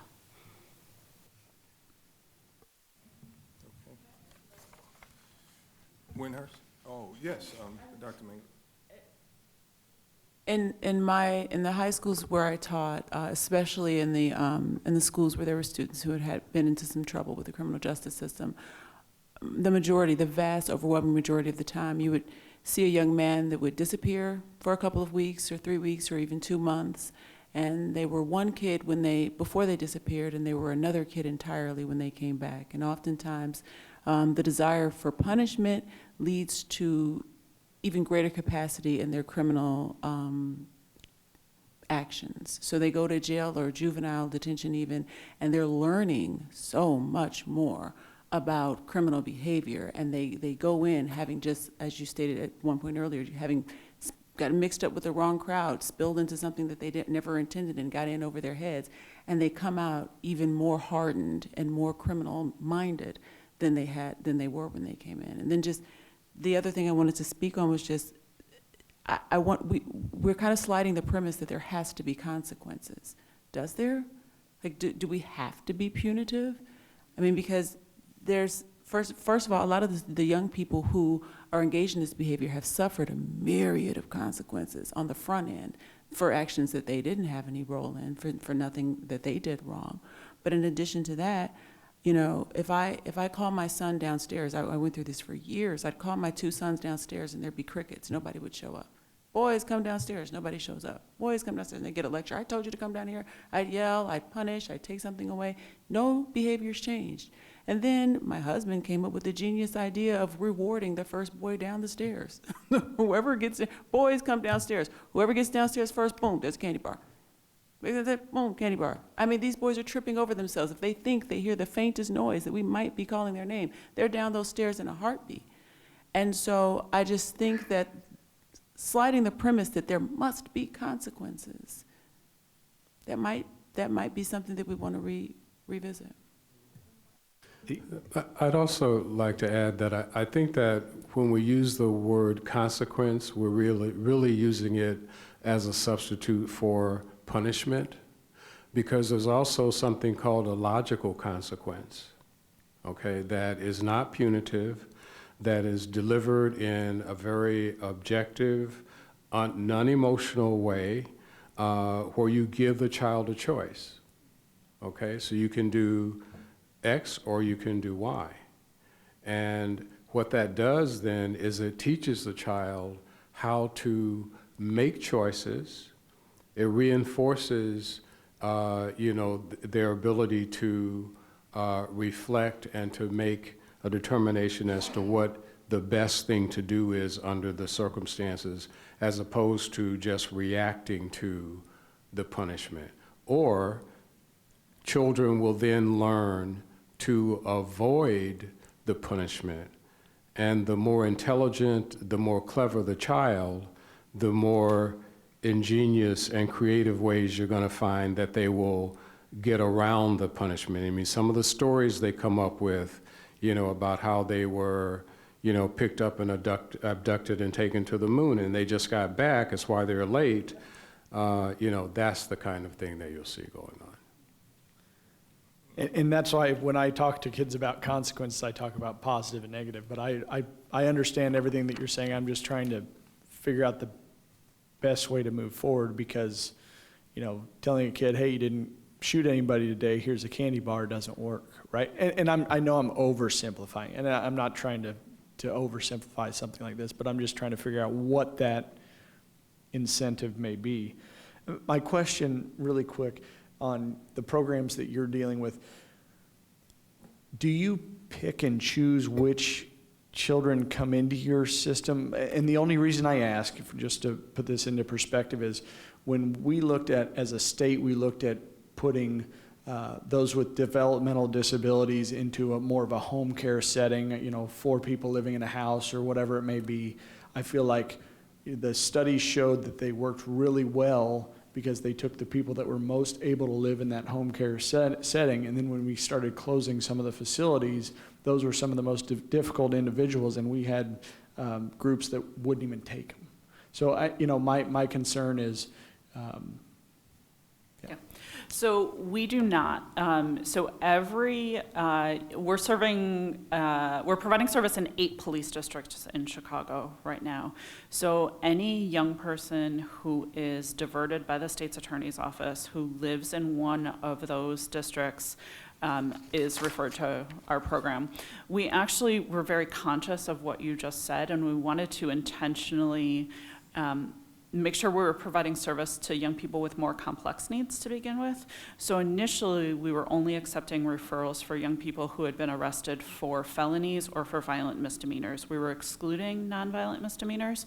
What we actually learned through some external partners' examination of data is that young people were ending up on diversion status multiple times in Cook County, so the arrest at hand didn't necessarily indicate what their risk was, so we got rid of that criteria. Because of the success of the program, we're actually hoping that the state's attorney's office will choose to widen the net for diversion and push into young people arrested for more serious offenses or who are scoring higher on a risk assessment instrument, because we're having such great success with young people. So the more young people we can get on diversion status, keep them from having that adjudication on their record, the better off they'll be. Thank you. And one last question. When talking about the way children view firearms, do you believe that video games have an effect on a young kid's mind? And I ask you because I had a kid ask me that the other day. And just because the game Fortnite, all those things, kids see these in video games. Now, my kids have the benefit of going hunting with me or clay pigeon shooting or something like that, so they understand what a gun really is and what it can possibly do.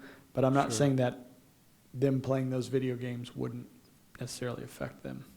Sure, I think the research is pretty clear that, kids who are exposed to violence via video games and other forms of watching television has an impact, but not as great of an impact as when they experience gun violence in their own communities. Thank you. And Representative Windhurst, and followed by Representative Stava Murray. Thank you. We've heard a lot of policy recommendations today. Do you have any policy recommendations related to the role of the family, particularly the presence of fathers in homes, to encourage that would help reduce violence in communities? I don't know. I think maybe the hesitation around the table is because that's kind of a setup type question. It's an open question. I know you didn't intend for it to be, but I think from my perspective, it's like, okay, we have spent years and, millions, if not billions of dollars through the mass incarceration of African American men for low-level drug offenses when those men could have been at home.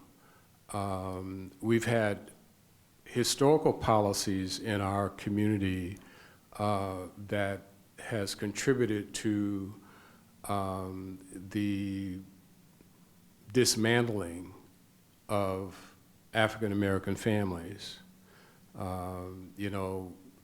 Laws that said that if you were receiving, welfare, then you couldn't have a man in the house, and women would have to hide the man when the social worker came by. So there's a long history of governmental activities that have contributed to the conditions that we're seeing in a lot of the families that we're talking about today. So the question, kind of begs the idea that, I'm sorry, I lost track of the question. Just putting that history aside, and I understand some of those viewpoints have been made already today, and of course heard those before. Anything moving forward, any policy prescriptions? I think we would all agree the family plays an important role toward addressing a lot of the problems we have in society. Particularly when you're dealing with young men, the presence of a father is important to that child. So how we can either encourage that, if there are any policy prescriptions, or if that's just beyond the scope of government. I have something I can offer. So we're very interested in the role that parenting support and parenting enrichment programs can play in supporting families. I know some of you are or were the parents of teenagers. We were all teenagers once, right? I think we all know intuitively that being the parent of a teenager is really, really hard to do, right? Even for people who have a lot of resources and extensive social networks and all sorts of programs to get their kids connected to, right? But for families who are also struggling with this, the context that's been created through generations of policies, it's even harder, right?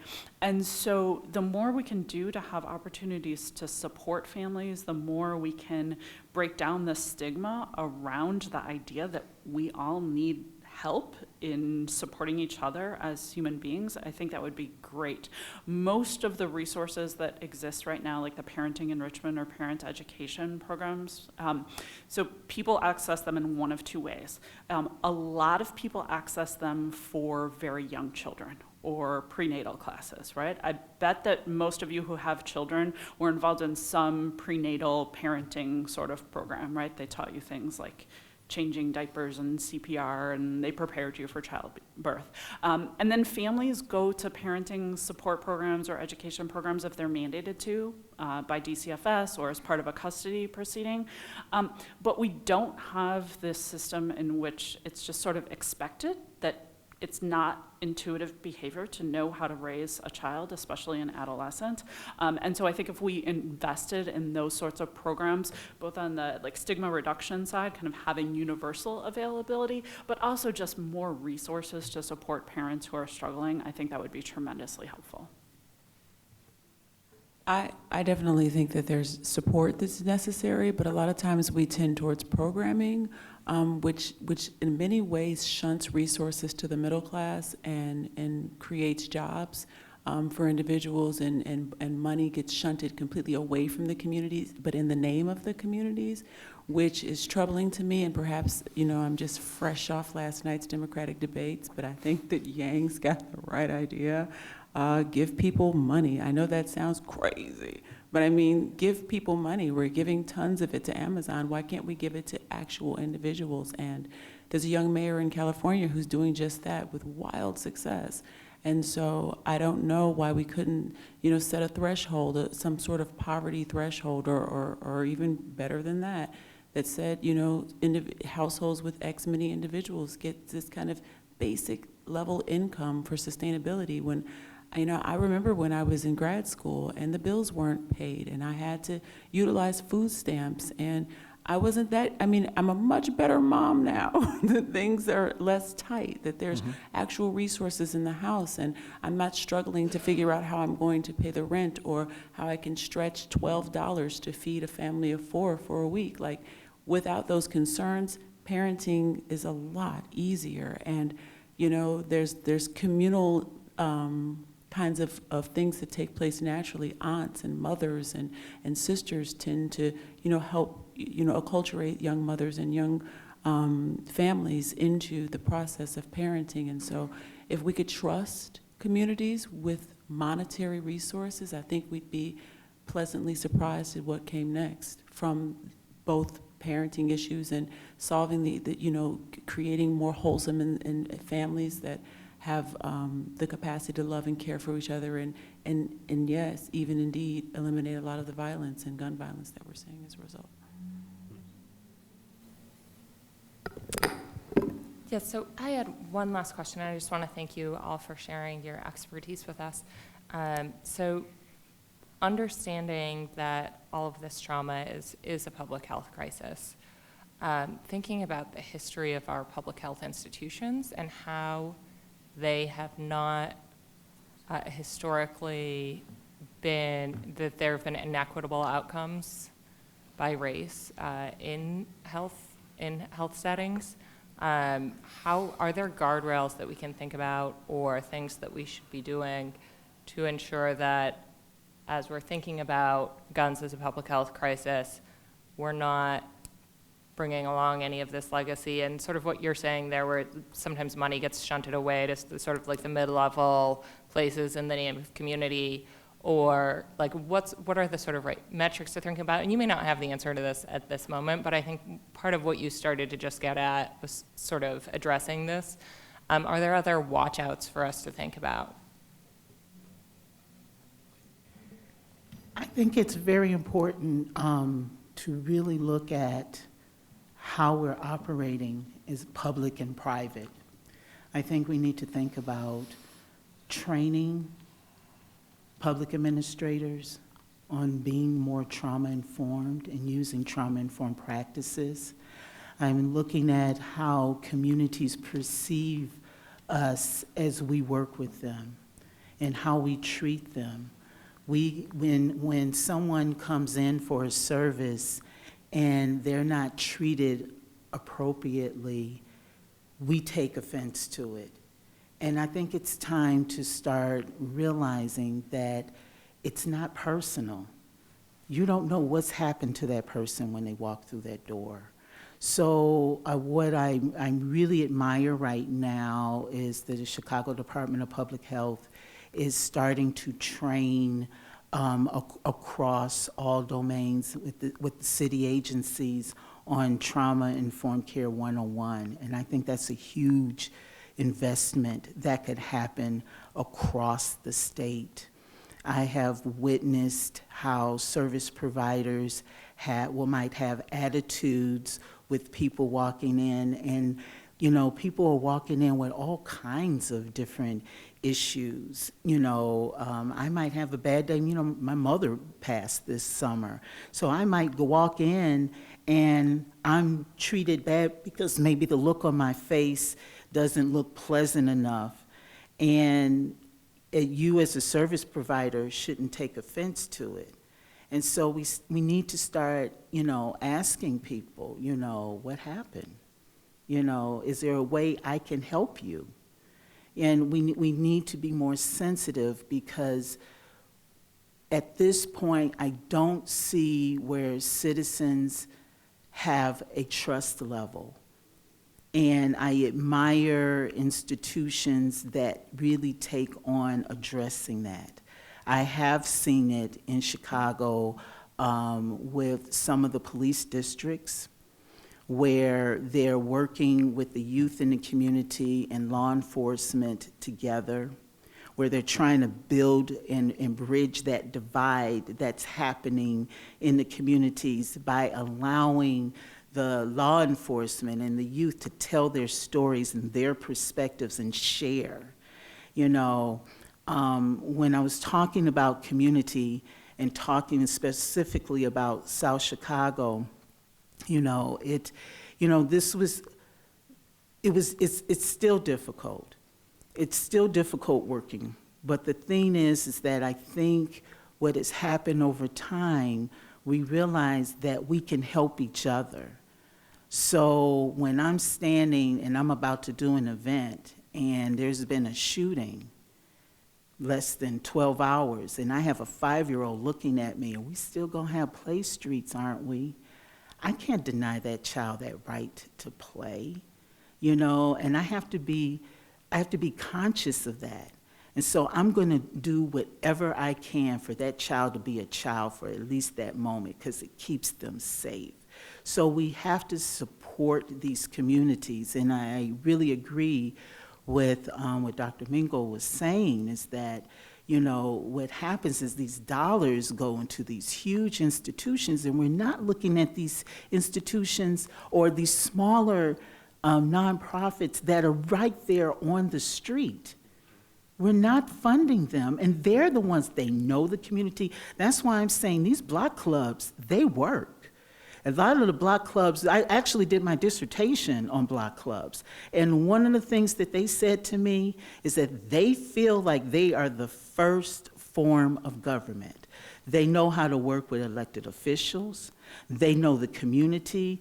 They watch these kids grow up. And so we're not utilizing them. I had the opportunity to run a ceasefire program along with the Safe Passage program. These were people that were hired from the community, and they worked beautifully together. So in the summertime, when they weren't employed, I brought them into those events. And what that did for us, that helped them, so when they were watching these kids going to and from school, they knew the kids. They knew who they were. So if something ever happened in the community, they were able to find that child faster than law enforcement sometimes, because they knew where they were hanging out, they knew how they behaved, and sometimes they were the ones that brought those kids back. So, I'm an advocate of the village. We've lost the village. I grew up in the village. I was looked out for. And it breaks my heart to work with these youth, and I understand, with you being a veteran, I myself, I'm a Chatham baby. I grew up in Chatham.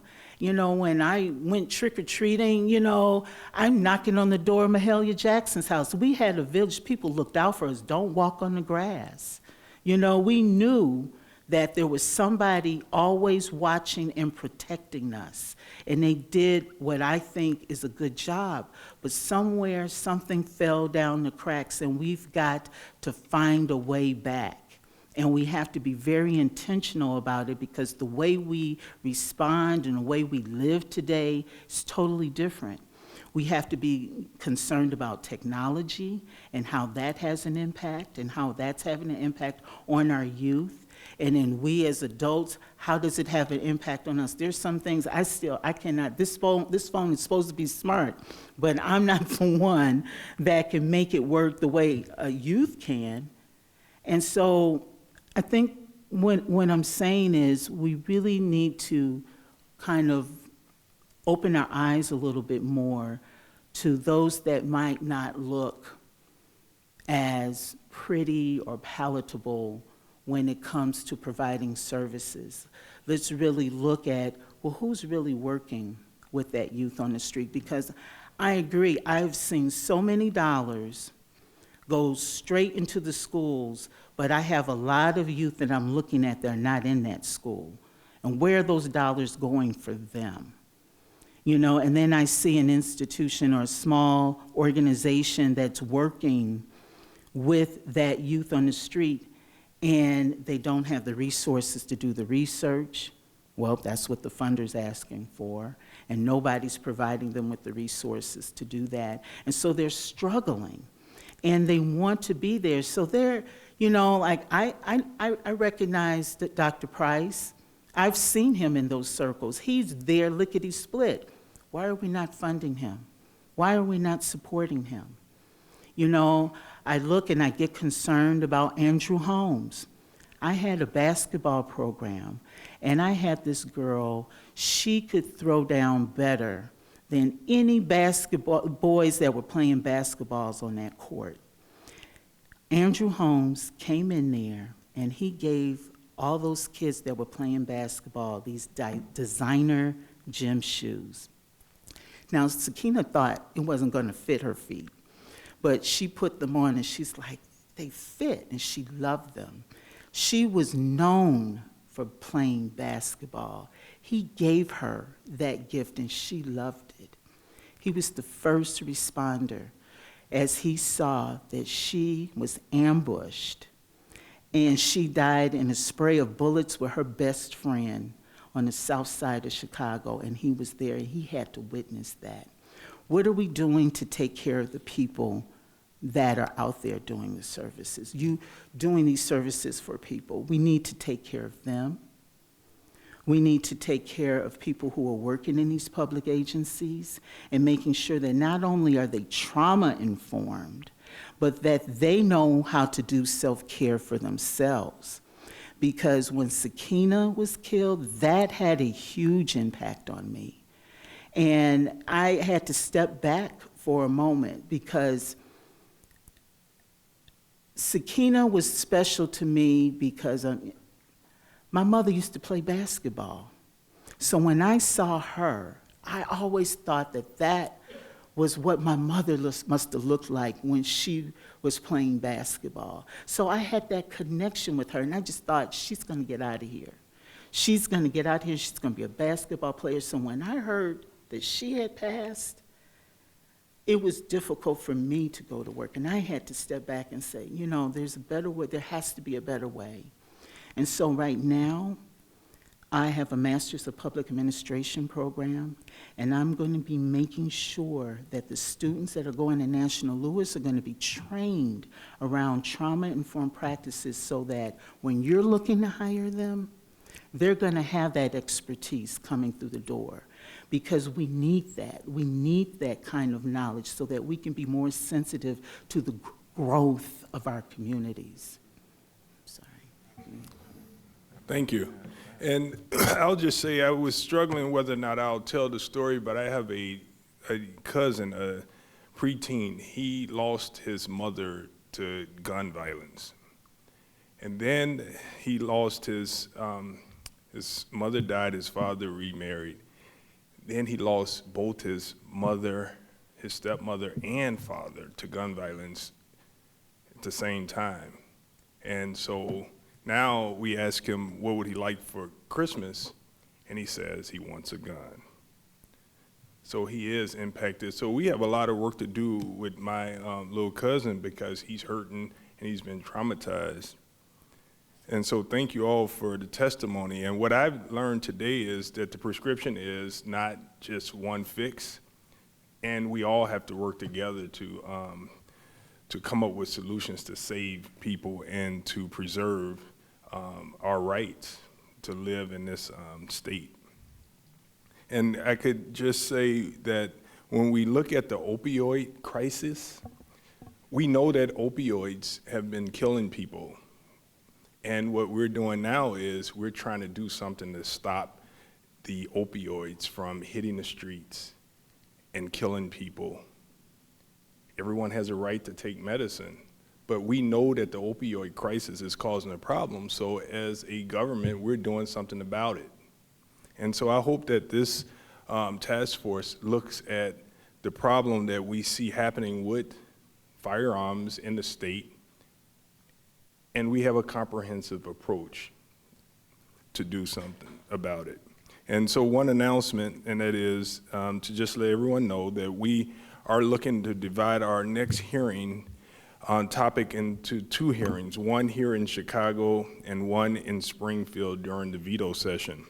The topic will be enforcing gun laws, the role of bond and sentencing and courts in preventing gun violence.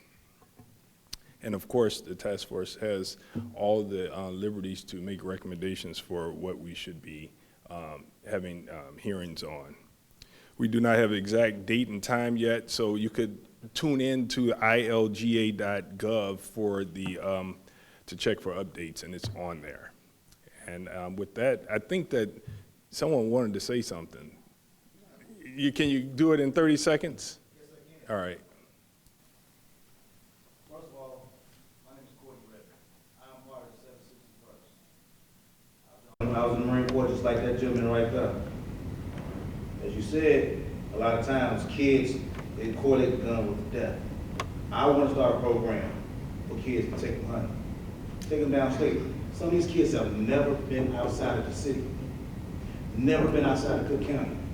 So they see the death every single day on their blocks. Why not take them hunting? Why not take them fishing? Why not take them to your district downstate? All right. I'm more than I love it. Another 30 seconds. Hello, everyone. I'm Rhonda Ezell. I was the lead plaintiff in Ezell versus City of Chicago, winning 2 federal lawsuits to bring gun ranges to the city for law-abiding citizens. I am the president and co-founder of Chicago Guns Matter. I am also one of the Illinois delegates for the DC project. I noticed all the professionals here today, and I understand everyone's situation and what they presented here to the task force. I just want to ask that we be brought to the table as gun owners so we can sit down and have our input as well, because we fought to restore gun rights here in the state of Illinois for everyone, and we don't want any segregation on when you decide on what you may want to think it's right, that we should have a seat at the table as well. And I would like to give each and every one of you a business card before we leave today. Thank you for your extended stay. Thank you. Yeah, it was only 4 hours and 15 minutes. Have a great day.